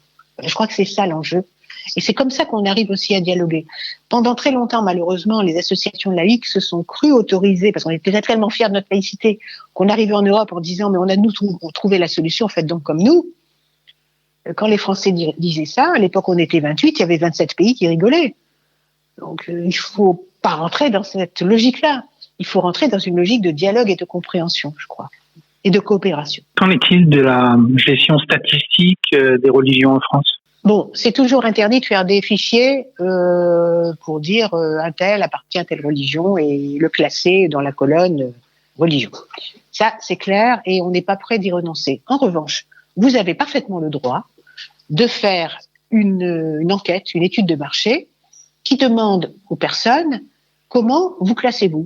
Vous considérez-vous comme une personne religieuse et de quelle religion considérez-vous que vous êtes un adepte. Vous allez avoir un pourcentage de gens qui vont refuser d'y répondre. Vous allez avoir un pourcentage bien plus important de gens qui y répondent. Donc, faire des études de marché sur la représentation des religions, leur poids éventuellement, comment votent les catholiques, parce que ça on le fait, hein, comment votent les catholiques, comment votent les musulmans, comment votent les protestants, comment votent les juifs, etc. C'est quelque chose qu'on a les moyens de faire. Donc c'est souvent un faux problème hein, de dire qu'on ne peut pas avoir de résultats. On a des résultats quand on veut se donner le mal de les avoir. Mais c'est sur du déclaratif. Et vous voyez bien que ce déclaratif-là, il préserve la liberté de chacun. D'abord, il y a l'anonymat.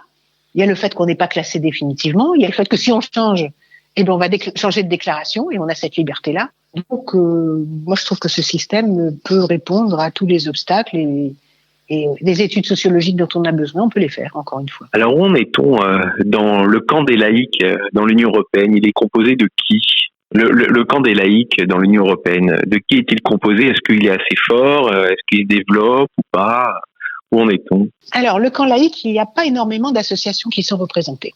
Il y a des associations laïques et des obédiences maçonniques. Les associations laïques, on va les citer très vite parce qu'elles ne sont pas nombreuses. Il y avait la Fédération humaniste européenne qui, et là je dis il y avait parce qu'elle a décidé de se saborder dans une récente assemblée générale et de devenir un département européen d'une association mondiale qui s'appelle Humanist International, donc les humanistes internationaux, et de ne plus faire d'actions de lobbying, mais de se recentrer sur leurs actions humanitaires et d'accompagnement de la population. Donc ceux-là vont disparaître du champ politique. De temps en temps, on les invite encore, et quand ils prennent la parole, c'est souvent extrêmement pertinent, hein, d'ailleurs. On regrette un peu qu'ils soient moins présents parce qu'on avait besoin d'eux. Donc nous avons créé avec le Centre d'action laïque et avec une Europa Laica, qui est une association espagnole, une association italienne qui vient de se créer, les Anglais qui ont voulu nous rejoindre, la National Secular Society, la Ligue de l'enseignement, les PEP, une association polonaise et une autre association espagnole qui vient de nous rejoindre aussi. On a voulu créer un réseau laïque européen qui soit réellement un interlocuteur politique dans le cadre de l'article 17 que je vous ai lu. Donc ce réseau démarre, il a été créé officiellement en octobre 2021. Il a vocation à s'élargir à un maximum de pays pour être l'interlocuteur laïque politique dont on a besoin. Il y a égal, très modestement, on continue d'être présent et on est invité à toutes les réunions et nous venons à toutes les réunions. Et c'est du militantisme, hein, parce que vraiment, ça nous demande un effort parfois même financier pour chacun d'entre nous, mais on le fait. On le fait parce que on est des militants. Hein. Et puis il y a les obédiences maçonniques. Et là, c'est assez variable, on voit pas toujours les mêmes. Ce sont ces gens-là qui représentent le mouvement laïque. Et ça fait pas beaucoup de monde. Et pour une raison simple, quand on est athée, par exemple, on n'a pas besoin de se regrouper. Les organisations d'athées, ça existe, hein, les athées d'Europe, mais c'est des associations qui sont vraiment très faibles en nombre d'adhérents, parce qu'on n'a pas besoin de se regrouper entre athées. Il n'y a pas de rite athée On ne va pas aller dans une église athée. Donc, pourquoi faire? Pourquoi se regrouper? Ça n'a pas de sens. Ça n'a juste pas de sens. Donc, c'est des citoyens qui vont manquer d'interlocuteurs d'une certaine façon, alors qu'ils peuvent être majoritaires, comme en France. Ils peuvent être majoritaires et pourtant pas représentés. Donc, les seuls qui parlent, pas au nom des athées, mais qui disent simplement attention, ce que vous dites là, ça concerne pas les athées, il faudrait peut-être pas les oublier dans vos discussions, dans vos mesures, etc. Les seuls qui le disent, c'est les mouvements laïques. Parce qu'on essaye d'oublier personne. Très objectivement, les mouvements laïques n'étaient pas favorables à cet article 17. Ils considéraient que nous n'avions pas à avoir un statut privilégié au sein de l'Union européenne, et les religions non plus d'ailleurs. Et que nous étions des citoyens comme les autres, et il existe un autre article, je ne sais plus quel numéro il porte, dans le traité de fonctionnement de l'Union européenne, qui oblige les instances européennes à dialoguer avec la société civile, donc avec les associations de la société civile, et ça nous semblait bien suffisant. Il n'y avait aucune raison qu'on en fasse davantage pour les religions, qu'on leur donne un statut à part, notamment. Mais ce qui s'est passé au moment de la discussion, ça c'est quand on discutait sur le traité de Lisbonne, sur le traité constitutionnel européen, on s'est rendu compte que sous la pression des lobbies religieux, on était en train d'octroyer aux religions un statut à part et un statut privilégié. Et que donc tous les gens qui n'avaient pas de religion allaient être représentés par la société civile et donc allaient passer dans un statut un peu inférieur, vous voyez, moins privilégié, on va dire. Et ça, c'était pas acceptable. Ceux qui s'en sont rendus compte, c'est les Belges. Donc c'est les humanistes flamands qui s'en sont rendus compte, qui ont alerté le ministre belge qui siégeait dans les discussions sur le traité de l'Union européenne, et qui a dit, non mais attendez, si vous parlez des cultes, il faut parler des associations non confessionnelles et les mettre ensemble. Parce qu'on ne peut pas, sinon il y a discrimination, là c'est pas possible. Il a obtenu gain de cause, et c'est comme ça que cet article 17 est passé. Et pendant longtemps, les associations laïques qui n'étaient pas favorables à cet article l'ont ignoré. Moralité, on n'entendait que les religions. Et le lobby religieux ose tout. Il faut savoir qu'on a eu quand même comme demande du temps de Prodi, quand Prodi était le président de la Commission européenne, l'Église catholique a demandé à bénéficier d'un bureau à la Commission européenne ce bureau pourrait être situé, par exemple, à côté du secrétariat d'où sortaient toutes les directives européennes. Au hasard, comme ça. Ça a été refusé quand même, il ne faut pas pousser. Mais il n'y a pas si longtemps, il y a maintenant 3 ans, il y avait un projet qui était proposé par l'ancienne vice-présidente du Parlement européen, qui était notre correspondante, d'installer un bureau des religions auprès du Parlement européen. Pourquoi on se le demande? Donc, ils reviendront tout le temps à la charge. Oui, mais qu'eux, ils trouvent un intérêt. Je veux bien. Mais le Parlement, quel est l'intérêt du Parlement d'avoir des lobbyistes à sa porte? Il faut qu'on m'explique. Que non seulement on envisage d'avoir un bureau des cultes, mais on envisage en plus de le faire passer par le bureau, la décision devait passer par le bureau du Parlement européen, sans aucune discussion en assemblée plénière. Donc en gros en catimini. Ce n'est pas passé. On va peut-être demander à notre Jean-Cri international de nous commenter un petit peu, au moins 1 ou 2 dessins qu'il est en train de faire depuis le début de l'émission, et puis on reprendra les questions bien sûr après. Alors, le premier dessin, c'est sur le match sur la liberté de conscience. Je vous le présente. Toute ma question sur les laïcité et religion, c'est-à-dire l'opposition, c'est un match. Bon, moi, j'ai fait quelques recherches. Il semblerait qu'il n'y en ait que 3 qui soient officiellement vraiment laïques en Europe. Je sais pas.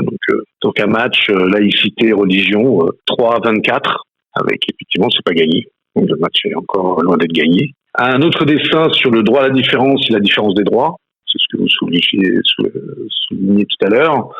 Et donc c'est quelqu'un d'un peu balèze qui donne un grand coup dans la tête d'un autre en disant, dans ma religion on tape ceux qui ne croient pas, et l'autre il répond, pas dans la mienne. Et puis le dernier dessin que je suis en train de faire là, religion et identité, c'est un passeport où il y a passeport, la photo et tout, et puis à droite il y a des cases à cocher, chrétiens, musulmans, juifs, et la dernière case c'est perso. À propos du dernier dessin, c'est que quand la Grèce a rejoint l'Union européenne, il était mentionné la religion des personnes sur les cartes d'identité grecques. Et c'est l'Union européenne qui a imposé à la Grèce de supprimer ça. Oui, la liberté de conscience. Cette assignation à religion est absolument intolérable. Mais à Chypre, il n'est pas certain que ce soit aussi clair que ça, puisqu'il faut obligatoirement se déclarer comme appartenant à une des deux communautés, grecque ou turque. Alors si vous êtes français qui s'installe à Chypre et qui demande la nationalité chypriote, je vous souhaite bien du plaisir. Je ne sais pas ce qu'il va choisir. Alors moi, j'ai entendu un cas un petit peu particulier il y a quelques années d'un Français qui a été travailler en Allemagne. Et alors, il va travailler en Allemagne et puis son employeur lui demande de déclarer sa religion. Ce Français est scandalisé et refuse de déclarer sa religion. Bon. Mais l'employeur n'est pas resté là. Il a contacté son diocèse local, le diocèse allemand, pour avoir plus ample d'informations sur cette affaire. Ce diocèse allemand s'est mis en relation avec le diocèse français de la naissance de ce Français, qui a ressorti l'acte de baptême, l'a transmis au diocèse allemand, qui l'a transmis à l'employeur, et du coup a financé la religion catholique dans ce cas-là. Donc ça pose question. Ça pose question parce que là on voit deux législations, deux droits différents. Il me semble qu'on a une loi en France qui est informatique et liberté, où on a le droit de pouvoir changer cela. Je crois qu'il y a des associations qui se sont battues d'ailleurs pour pouvoir être radiées des listes des baptêmes et que l'Église catholique fait tout pour que ça ne soit pas le cas. Et si on veut vraiment que ça soit le cas, il me semble qu'il faut même aller en procès et que même là, c'est même pas sûr de gagner. Est-ce qu'on peut avoir un commentaire sur tout ça? Il faut commencer par connaître la situation en Allemagne. Comment ça se passe en Allemagne? Comment les cultes sont financés? En Allemagne, vous avez, quand vous faites votre déclaration d'impôt, vous vous déclarez appartenant à tel culte. Et dans les impôts que vous payez, il y a une part qui est prélevée, une part supplémentaire plutôt qui est appelée, et qui sera redistribuée au culte auquel vous appartenez. Donc, si vous vous déclarez catholique, c'est l'Église catholique qui va recevoir un pourcentage X, je ne sais plus de combien. Je crois que c'est 10% des impôts, je ne sais plus. En tout cas, un pourcentage des impôts qui revient au culte. Et les cultes sont financés comme ça, mais ça transite par l'État. C'est l'État qui fait la redistribution. Chacun doit dire quelque chose ou dire rien. On peut dire « je n'appartiens à aucune religion », auquel cas on ne paye pas l'impôt religieux et c'est assez légitime. Effectivement, ce cas-là a fait l'objet d'une action en justice, parce qu'il n'en est pas resté là. Je ne sais pas si c'était lui qui était militant de la libre pensée ou qui avait contacté les gens de la libre pensée. En tout cas, il y a eu une action en justice et qui a donné raison aux citoyens en question, parce que lui disait, moi j'ai été baptisé, mais enfin bon, j'avais pas franchement voix au chapitre quand on m'a baptisé.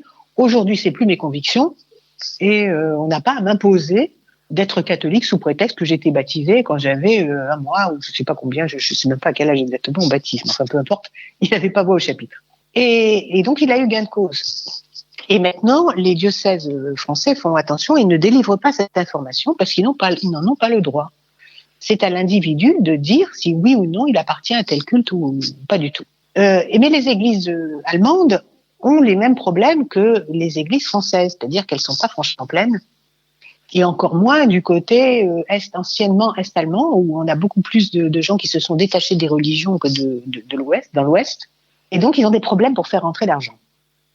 Et par mesure de rétorsion, ils ont annoncé que désormais, ceux qui ne payaient pas l'impôt religieux n'auraient droit à rien. Donc, si vous passez l'arme à gauche, vous ne vous ferez pas enterrer à l'église si vous n'avez pas payé l'impôt religieux. Donc, les services, c'est payant. Et uniquement comme ça. Je ne sais pas si ça va empêcher les gens de se détacher de la religion. En tout cas, c'est la situation qu'on connaît aujourd'hui. Oui, sur ce que vous disiez par rapport à l'Allemagne ou même certains autres pays, qu'en est-il du RGPD, qui est un règlement européen avec son article 9 sur les données sensibles, où justement c'est une donnée sensible qui ne se diffuse pas comme ça et qui demande le cas, par exemple, que c'était Jérémy tout à l'heure, le fait qu'une tiers entité soit capable de donner la religion de quelqu'un est totalement illégal. Alors le RGPD, c'est effectivement un règlement de protection qui est applicable aujourd'hui dans toute l'Union européenne. Ça ne veut pas dire, le RGPD ne dit pas que l'Église n'a pas le droit de communiquer cette information. Le RGPD dit qu'il doit informer les adhérents, enfin une association, quelle qu'elle soit, égale par exemple, doit informer ses adhérents de l'usage qu'elle fait des données personnelles qui nous sont confiées. Donc nous, sur notre bulletin d'inscription, par exemple, on dit clairement que ces données personnelles sont gardées par l'association et divulguées à personne. clair, net et précis. L'Église catholique pourrait dire mais si on a des demandes, on les transmet. Mais comme il y a eu ce procès, en France en tout cas, elle le fait pas. Elle ne le fait, enfin, à ma connaissance, elle ne le fait plus. J'ose espérer que l'arrêt de la Cour est respecté. Mais avec l'assentiment des gens qui sont inscrits, elle peut le faire.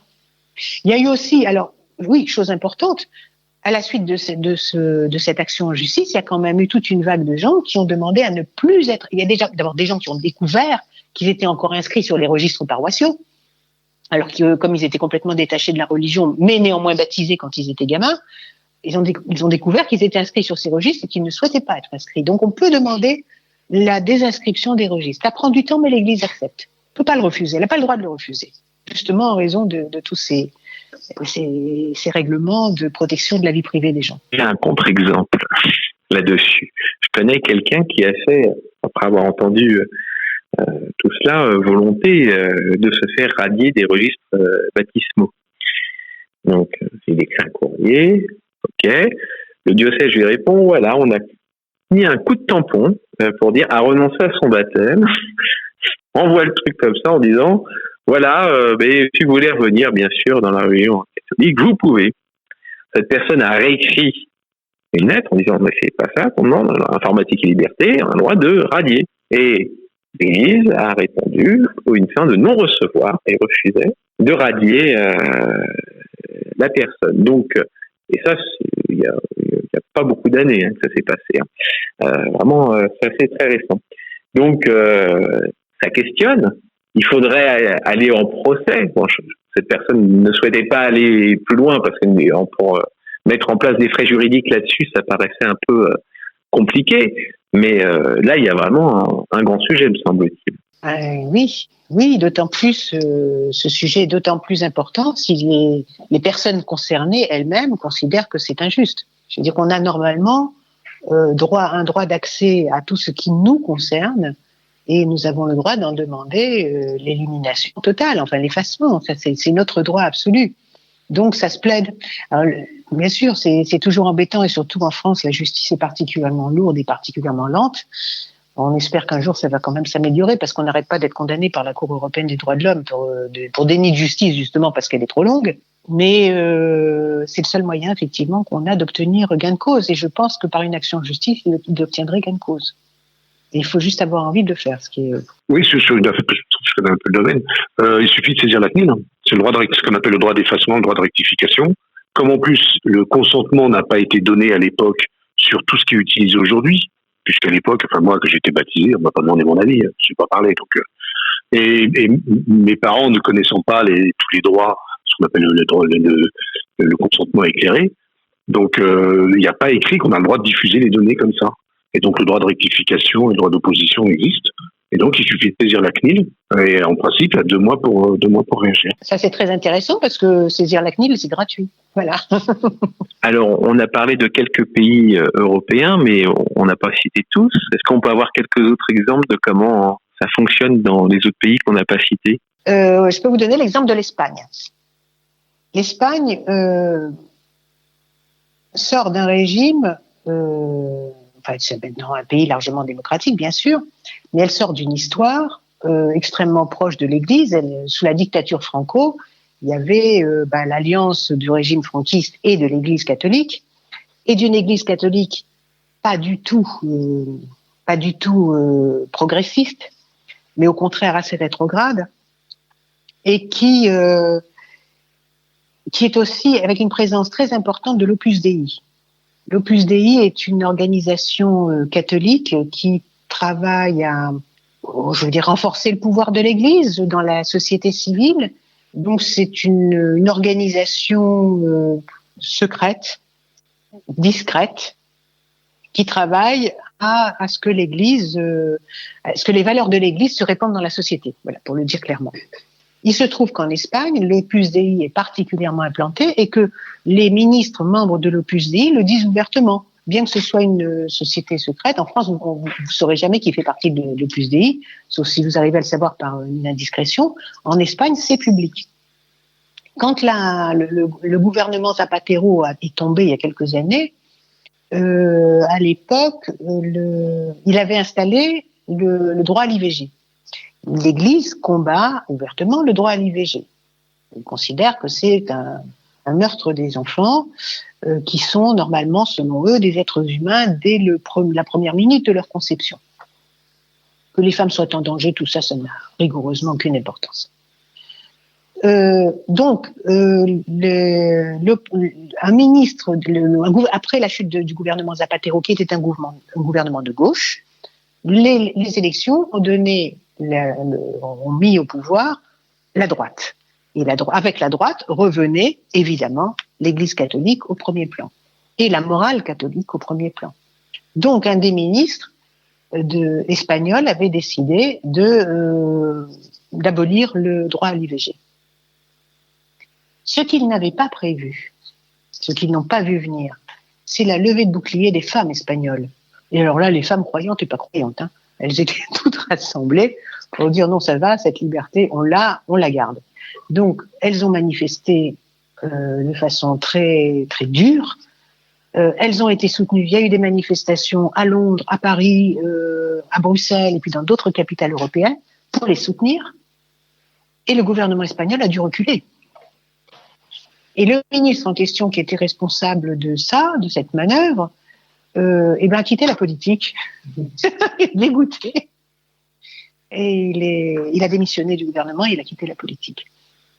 Donc, ce qui montre d'abord que quand les libertés fondamentales sont menacées, le peuple a voix au chapitre. Le peuple peut quelque chose. Et il faut jamais l'oublier, ça. Parce que si le peuple baisse les bras, alors c'est là qu'on laisse la voie libre à toutes les dictatures possibles. Et là, c'était une démonstration vraiment flagrante.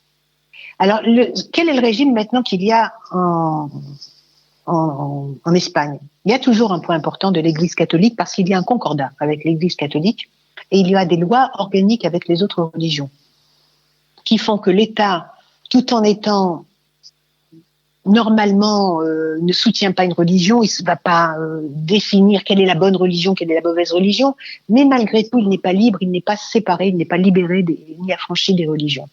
Donc c'est encore une grande pesanteur et les associations laïques espagnoles aujourd'hui travaillent à essayer d'obtenir la séparation des églises et de l'État. Maintenant, je vais vous citer le cas de l'Espagne. Vous parliez tout à l'heure de 3 pays. Il y a 3 pays qui se disent laïcs, mais il y a 11 pays qui ont marqué dans leur constitution, et je le sais parce que je les ai lus, ces constitutions. Je suis allée toutes les voir. Il y a 11 pays qui parlent de séparation du politique et du religieux dans leur constitution. Mais à leur façon. L'Italie en est un. Alors, quand vous connaissez l'état de religiosité de l'Italie, vous vous dites, bah si, dans la religion, dans la Constitution, il est marqué qu'il y a séparation. Et c'était d'ailleurs à ce titre que les juristes italiens appuyaient le fait qu'on demande d'enlever les crucifix à l'école publique, dans les salles de classe de l'école publique. Parce qu'il y a séparation, donc qu'est-ce que ça fait, ces crucifix dans une école publique? Une école religieuse, on veut bien, mais l'école publique, quand même, faut pas pousser. Et ils n'ont pas eu gain de cause parce que ce qu'a plaidé le gouvernement italien, qui c'était le gouvernement Berlusconi, c'est un usage. Ça a toujours été comme ça fait partie de notre culture. Et malheureusement, il a été entendu par la Cour européenne des droits de l'homme, qui a donc statué qu'on pouvait laisser les crucifix à l'école publique. On peut laisser les crucifix dans les tribunaux. Et ils ont à la fois la séparation et à la fois un concordat avec l'Église catholique. Et ça, c'est le fruit de leur histoire. C'est le fruit de l'implantation de l'Église catholique dans la population italienne. Donc c'est pour ça que je vous dis, sont-ils laïcs, sont-ils pas laïcs? Ils ont voté la séparation quand même, mais ils sont pas laïcs, oui, ça c'est clair. Donc comment juger, comment savoir? Et c'est toujours, vous avez 27 États et 27 régimes différents. Voilà. Où il reste encore, comme je vous l'ai dit, l'obligation que la royauté soit choisie dans une famille qui observe le culte luthérien. Mais il faut savoir, quand on va parler du Danemark, le Danemark est intéressant. En Danemark, royauté constitutionnelle, démocratie, personne ne saurait nier que le Danemark est une démocratie. Il y a une religion d'État. Donc la religion officielle, c'est la religion luthérienne. Mais où croyez-vous qu'on a voté le plus vite et le plus tôt pour le mariage des homosexuels, y compris dans les temples? Eh bien, c'est au Danemark. Vous voyez ? Le principe d'une religion officielle est insupportable pour qui défend la liberté de conscience. Et quand il s'agit des libertés, ils sont loin d'être les derniers. Alors, il faut attaquer, il faut les pousser à faire la séparation, il faut attendre qu'ils y viennent éventuellement. Moi, j'ai pas la réponse. Je ne sais pas quoi dire. En revanche, s'il y avait une association laïque danoise qui puisse nous exposer en quoi le fait qu'il y ait une religion d'État est un inconvénient pour la population qui ne partage pas cette conviction ou cette croyance, on pourrait peut-être y voir plus clair. Mais vu de l'extérieur, c'est pas clair du tout, c'est pas évident. Et dans les pays de l'Est, alors, ça se passe comment? Alors là, ça c'est compliqué. La situation entre l'Ukraine et la Russie aujourd'hui est évidemment compliquée. Elle l'était avant la guerre, puisque les deux populations sont assez religieuses finalement, peut-être encore plus les Ukrainiens que les Russes. Donc la religion est un point important dans ces deux sociétés. Tous deux issus de la religion orthodoxe et dépendaient au départ du patriarche russe. Donc c'était lui effectivement qui avait autorité sur les églises, les différentes églises. Et puis avec la volonté d'autonomie des Ukrainiens, il s'est créé une église ukrainienne avec un patriarche ukrainien qui ne se reconnaît pas, ne considère qu'il ne dépend plus de Moscou. Le régime politique russe s'appuie énormément sur l'église orthodoxe russe, qui est pas marrante en termes de liberté, vraiment pas. Et mais c'est l'alliance du sabre et du goupillon dans toute sa splendeur à l'heure actuelle. Poutine se dit lui-même très croyant. On ignore absolument si c'est la vérité ou si c'est par intérêt politique qu'il se déclare croyant. On ne sait pas. Là, c'est quelque chose qu'on ne sait pas. Ça fait partie des mystères de l'individu. Mais en tout cas, les églises orthodoxes reviennent en force. Et vous avez en fait beaucoup d'églises orthodoxes différentes. Vous avez aussi l'obédience grecque qui est encore différente, mais qui est assez proche des Russes. Ils se défendent pas mal les uns les autres. Quand on les voit intervenir au Conseil de l'Europe, c'est pas les plus grands progressistes quand même. C'est un de ceux-là qui avait sorti que toutes les crises que connaissait l'Europe étaient dues à la laïcité. Donc on peut considérer que ce sont des églises qui ne voient pas d'un bon œil la séparation des églises et de l'État, qui ne voient pas d'un bon œil la liberté de conscience, mais qui verraient d'un meilleur œil la liberté religieuse, parce que c'est la liberté qui leur serait donnée à eux, et pas aux croyants ou aux incroyants. Des libertés religieuses, mais pas de toutes les religions. De la leur d'abord, bien entendu, et les autres, voilà, à combattre. On est moins sensible à la liberté individuelle, et au contraire, c'est principalement ça qui agresse Poutine, et c'est principalement ça qu'il récuse à ses frontières. Voir à sa frontière immédiate des pays où la liberté règne, c'est une menace pour son régime, parce que ça pourrait donner des idées à d'autres. Ça pourrait arriver, faire tache d'huile en Russie. Et donc, on récuserait son pouvoir absolu. C'est bien pour ça que la liberté procurée par le mouvement de Maïdan, par les élections en Ukraine, c'est totalement insupportable pour lui. Mais comme ça l'est probablement en Roumanie, comme en Pologne, même si en Pologne, c'est moins évident, mais c'est encore trop pour lui. Comme ça l'est en Hongrie, et même aussi en Hongrie, c'est moins évident, mais c'est encore trop pour lui. Là, il aura moins de soucis à se faire puisqu'il a un régime Orban qui est favorable, qui lui est plutôt favorable. Il n'ose plus trop le dire en ce moment, mais il est plutôt favorable. Mais donc, voilà, dans ces pays-là, on a une mainmise de la religion orthodoxe qui est d'une expression, j'ai envie de dire plutôt autrement, d'une expression de la religion orthodoxe qui est vraiment très intégriste et traditionnelle. Et pas du tout favorable à la liberté de conscience. Alors, quels sont les combats actuels, vraiment des dossiers brûlants en cours que fait EGaL ou SUI, ou les dossiers au niveau du Parlement européen qui sont mettre sur la table? Les dossiers qu'on va suivre, c'est le maintien de cette liberté de pensée, de conscience et de religion, le fait que tout le monde au Parlement européen cesse de parler de liberté de religion, mais parle de liberté de pensée, de conscience et de religion, puisque c'est ça qu'il y a dans le texte et c'est ça qu'on doit respecter. Le fait que nous soyons traités à parité, à égalité avec les religions, On a eu des succès, on a eu des succès quand même. On a eu des avancées. Il faut être modeste en Europe. C'est-à-dire qu'il faut accepter parfois que les succès soient sur du moyen terme, que ce soit pas tout de suite. De devoir répéter, dire et redire les choses un nombre incalculable de fois pour qu'à un moment on soit entendu, que ça finisse par passer. On a une chance, c'est de pouvoir nous appuyer sur des textes européens, donc ils ne sont pas contestables. Quand nous nous appuyons sur ces textes pour argumenter, on ne peut pas nous dire vous avez tort. Au contraire, on nous écoute avec beaucoup d'attention. C'est un des succès d'égal. Je crois qu'on a conquis un succès d'estime, qui est justifié parce que on n'essaye pas d'obtenir ce que l'Europe n'est pas. On essaye simplement d'obtenir qu'elle respecte ce qu'elle a déclaré qu'elle était. Donc on ne peut pas nous le reprocher, ça. Et comme ça, nous pouvons avancer. Donc il faut que ça rentre bien dans les esprits. C'est la bataille des mentalités maintenant. On a bien sûr des longueurs de retard. On est moins implanté. Il faut dire les choses clairement. Quand une présidente du Parlement européen qui est d'origine maltaise et qui est elle-même profondément catholique discute avec les représentants du Vatican, c'est pas comme quand elle discute avec Égal. C'est évident.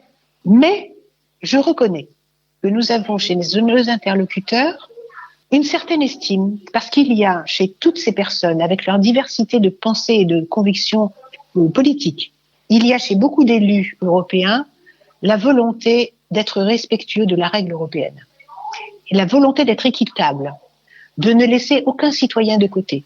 Donc quand on leur dit, avec votre liberté de religion, vous laissez de côté ceux qui n'ont pas de religion, et ils sont 50% en Europe, là ça les fait bouger. Donc on a moyen, on a des arguments qui portent pour pouvoir avancer. Donc ça, c'est très encourageant. Donc on va continuer à faire ce travail-là. Un autre succès qu'on a obtenu, là, c'était pas nous, c'était une association qui s'appelle l'Association européenne de la pensée libre. Je voulais pas citer celle-là, qui est une association européenne qui est représentée dans une quinzaine de pays. Il y a quelques années, il y avait un groupe d'éthique européen qui dépendait de la Commission européenne. Ce groupe d'éthique avait été élu ou désigné plutôt par la Commission européenne sur la base de candidatures. Donc il y avait appel à candidature. Dans les candidats, on demandait qu'il y ait que les gens soient des experts de la théologie. Pour parler d'éthique, vous ne voyez pas très bien, moi je ne voyais pas très bien pourquoi il fallait en plus être théologien. En tout cas, ça faisait partie des compétences demandées.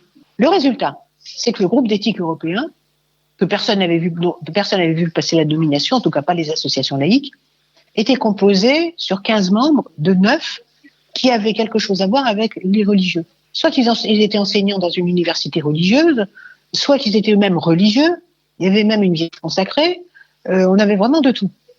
Donc 9 sur 15, ça fait quand même beaucoup. Le résultat de ça, il était extrêmement concret, c'est que l'Union européenne refusait de financer pour les pays tiers tous les projets qui comportaient une aide à l'IVG, où l'Union européenne refusait de financer les recherches sur les cellules souches, parce que l'Église y était opposée. Donc on avait fait passer l'idée que c'était pas éthique. Donc là la EPL a pas molli. Elle a déposé une plainte auprès du médiateur de l'Union européenne. Et on a été entendu. Et le cahier des charges suivant, l'actuel groupe d'éthique est un véritable groupe d'éthique, complètement laïque, où on a fait disparaître la compétence de théologie, ça a complètement disparu, mais il y a des gens qui sont reconnus dans leur pays pour avoir été des gens actifs dans le domaine de l'éthique et qui peuvent effectivement apporter des avis éthiques tout à fait autorisés. Vous voyez, on peut gagner. Mais parce que quand vous dites on est discriminé, on fait appel au médiateur, le médiateur ne veut pas ne pas entendre. C'était pas possible. Et je peux vous dire que les fonctionnaires de l'Union européenne n'étaient pas contents d'être attaqués devant le médiateur.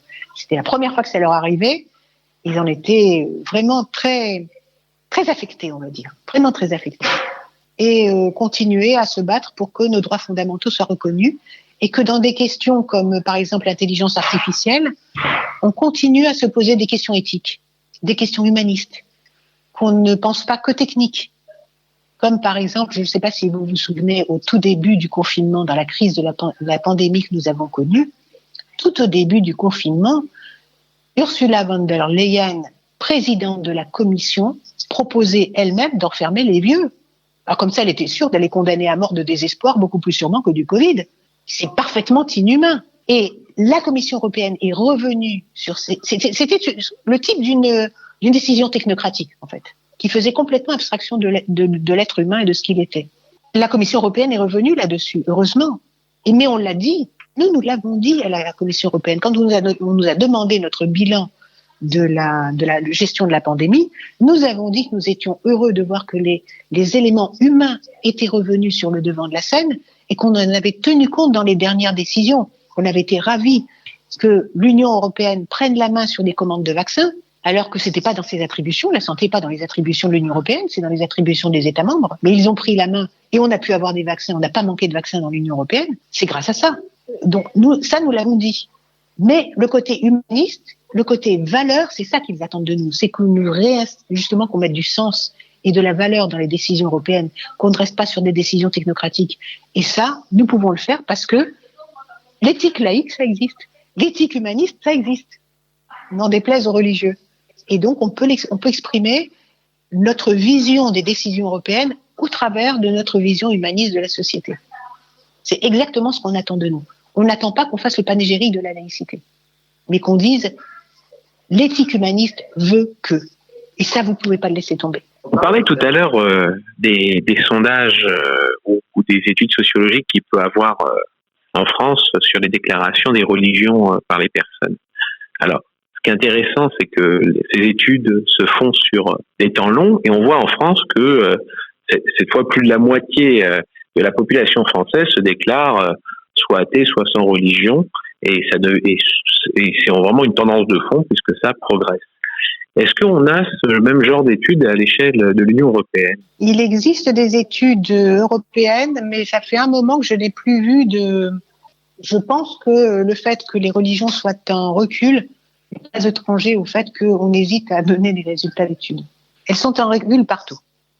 Voilà. La sécularisation de la société européenne est une évidence, parce que même dans les pays où on a beaucoup une emprise importante de la religion, elle est en recul. Et je dois dire que les exactions, des abus sexuels de l'Église catholique n'y sont pas pour rien.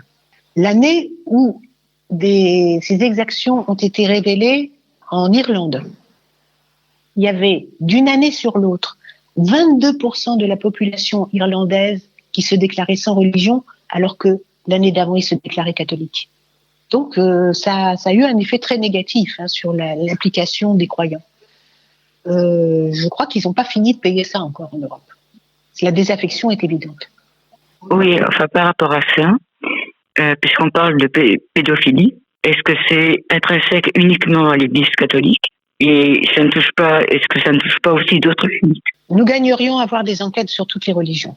Je ne me permettrai pas d'accorder, de porter des accusations sans preuve, mais il y a suffisamment de cas où on a constaté que des enfants livrés à une autorité toute puissante ne s'en trouvaient pas nécessairement très bien, pour le dire de façon avec un euphémisme.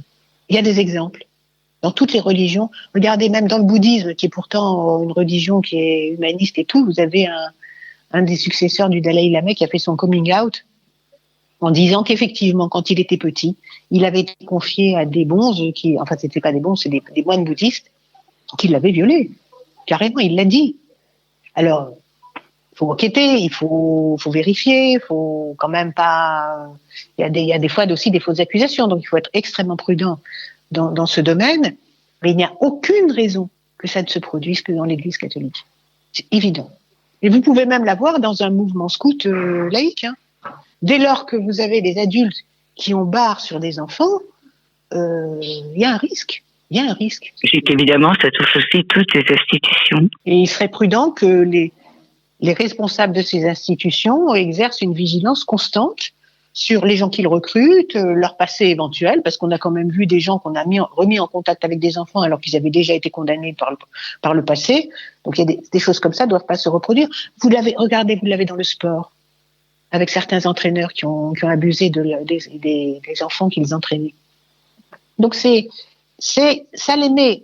Chaque fois que vous avez des adultes qui sont en position de supériorité sur des enfants, il y a ce risque-là. Il faut absolument veiller à ce que ça ne se produise pas. Il ne faut pas se dire non, celui-là est sympathique, ça lui ressemble pas, etc. Par rapport à ça, j'ai une de mes filles qui a appris à ses enfants, quand ils étaient petits, que leur corps leur appartenait et que personne n'avait le droit d'y toucher. Et je pense que c'est une bonne règle et on devrait le savoir davantage. Oui, vous avez raison. Il faut effectivement obtenir que les enfants concernés sachent parler aussi. C'est-à-dire que quand ils voient se passer quelque chose qui est anormal, parce qu'on leur a appris qu'il y avait des choses qui étaient anormales, ils soient en situation de pouvoir en parler à un adulte, qui puisse les sortir de là. Parce que quand même, il y a même bien des familles où on a recommandé aux enfants de se taire parce qu'on ne dit rien contre le curé. Il faut qu'ils puissent trouver de l'aide aussi dans leur famille, dans leur entourage. Regardez aussi dans le cas des dérives sectaires. Les enfants qui ont été enfermés avec leur famille dans des sectes et qui n'avaient pas d'enseignement ou qui étaient complètement sortis de la société, c'est avec la complicité active des parents aussi. C'est à surveiller, j'ai envie de dire, à surveiller en permanence. Netflix est au niveau régional et l'UNETFIS au niveau national, ce sont des associations qui se battent contre les dérives sectaires. Tout à fait. Alors ça, c'est au niveau associatif. Au niveau gouvernemental, vous avez toujours cette Mivilude qui est en action, qui a simplement été réorganisée et rattachée au ministère de l'Intérieur, mais elle est toujours en activité. Et ils sortent un rapport annuel, là aussi, où ils dénoncent un certain nombre d'agissements sectaires, et notamment dans le sport. Aujourd'hui, ils sont en train de dénoncer les agissements de ceux qui s'attaquent aux sportifs. Les sportifs de très haut niveau peuvent être un peu fragiles parce qu'il y a une telle pression sur les épaules que ça peut être des gens un peu fragiles. Donc, ils s'attaquent à eux pour, sous couvert de développement personnel, comment s'affirmer mieux, etc. Et en fait, ce sont des sectes qui essayent de les récupérer. Donc, c'est ce qu'a dénoncé la Mivilude dans son dernier rapport. Ça continue à être opérant et les ADFI, effectivement, sont très actives auprès des familles pour les aider à sortir des membres qui seraient happés par des sectes. Retrouvez l'ensemble de nos podcasts Parlons laïcité sur notre site www.rers-evry.fr. Alors, dernière question avant de conclure. 2 livres sont présents sur le bureau. Est-ce qu'on peut avoir un petit commentaire? Qu'est-ce que c'est que ces 2 livres? Alors, le premier, c'est le rapport du collectif laïque national, qui sort un rapport annuel depuis 5 ou 6 ans maintenant. Donc, c'est l'actualité de la laïcité, ce qui s'est passé dans l'année 2021 concernant la laïcité, que ce soit au niveau les événements, les projets de loi, les propositions de loi, les discussions qui ont eu lieu, etc. Donc, vous avez un rapport qui se veut complet et il faut savoir que le collectif laïque national, ça représente un peu plus d'une quarantaine d'associations laïques. Donc, c'est un collectif informel qui n'a pas d'existence juridique, mais qui travaille ensemble. Donc, nous, on a par exemple rédigé la partie Europe. Mais il y a d'autres associations qui ont participé à d'autres parties. Donc, vous avez là un rapport très complet. Si ça vous intéresse, il est vendu. Parce que, c'est un coût de l'éditer, donc il est vendu.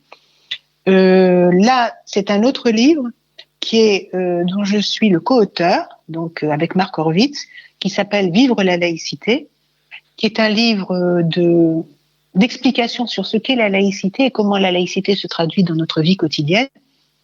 Donc, on a essayé d'être aussi ludique que possible parce que ça s'adresse à tous les publics de 7 à 77 ans, comme disait Tintin. Donc, comme on vit un peu plus vieux, nous on dit de 9 à 99 ans.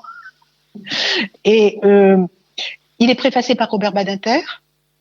Et il y a au sommaire un hommage à Samuel Paty et aussi les points principaux de la laïcité, les questionnements de la laïcité d'aujourd'hui, avec quelque chose qui se veut très pédagogue, avec, je vais vous montrer les pages, des pages commentées, c'est-à-dire les articles de loi et les commentaires sur ce que ça veut dire, parce que quand c'est des jeunes, les textes de loi, c'est pas forcément facile à décrypter.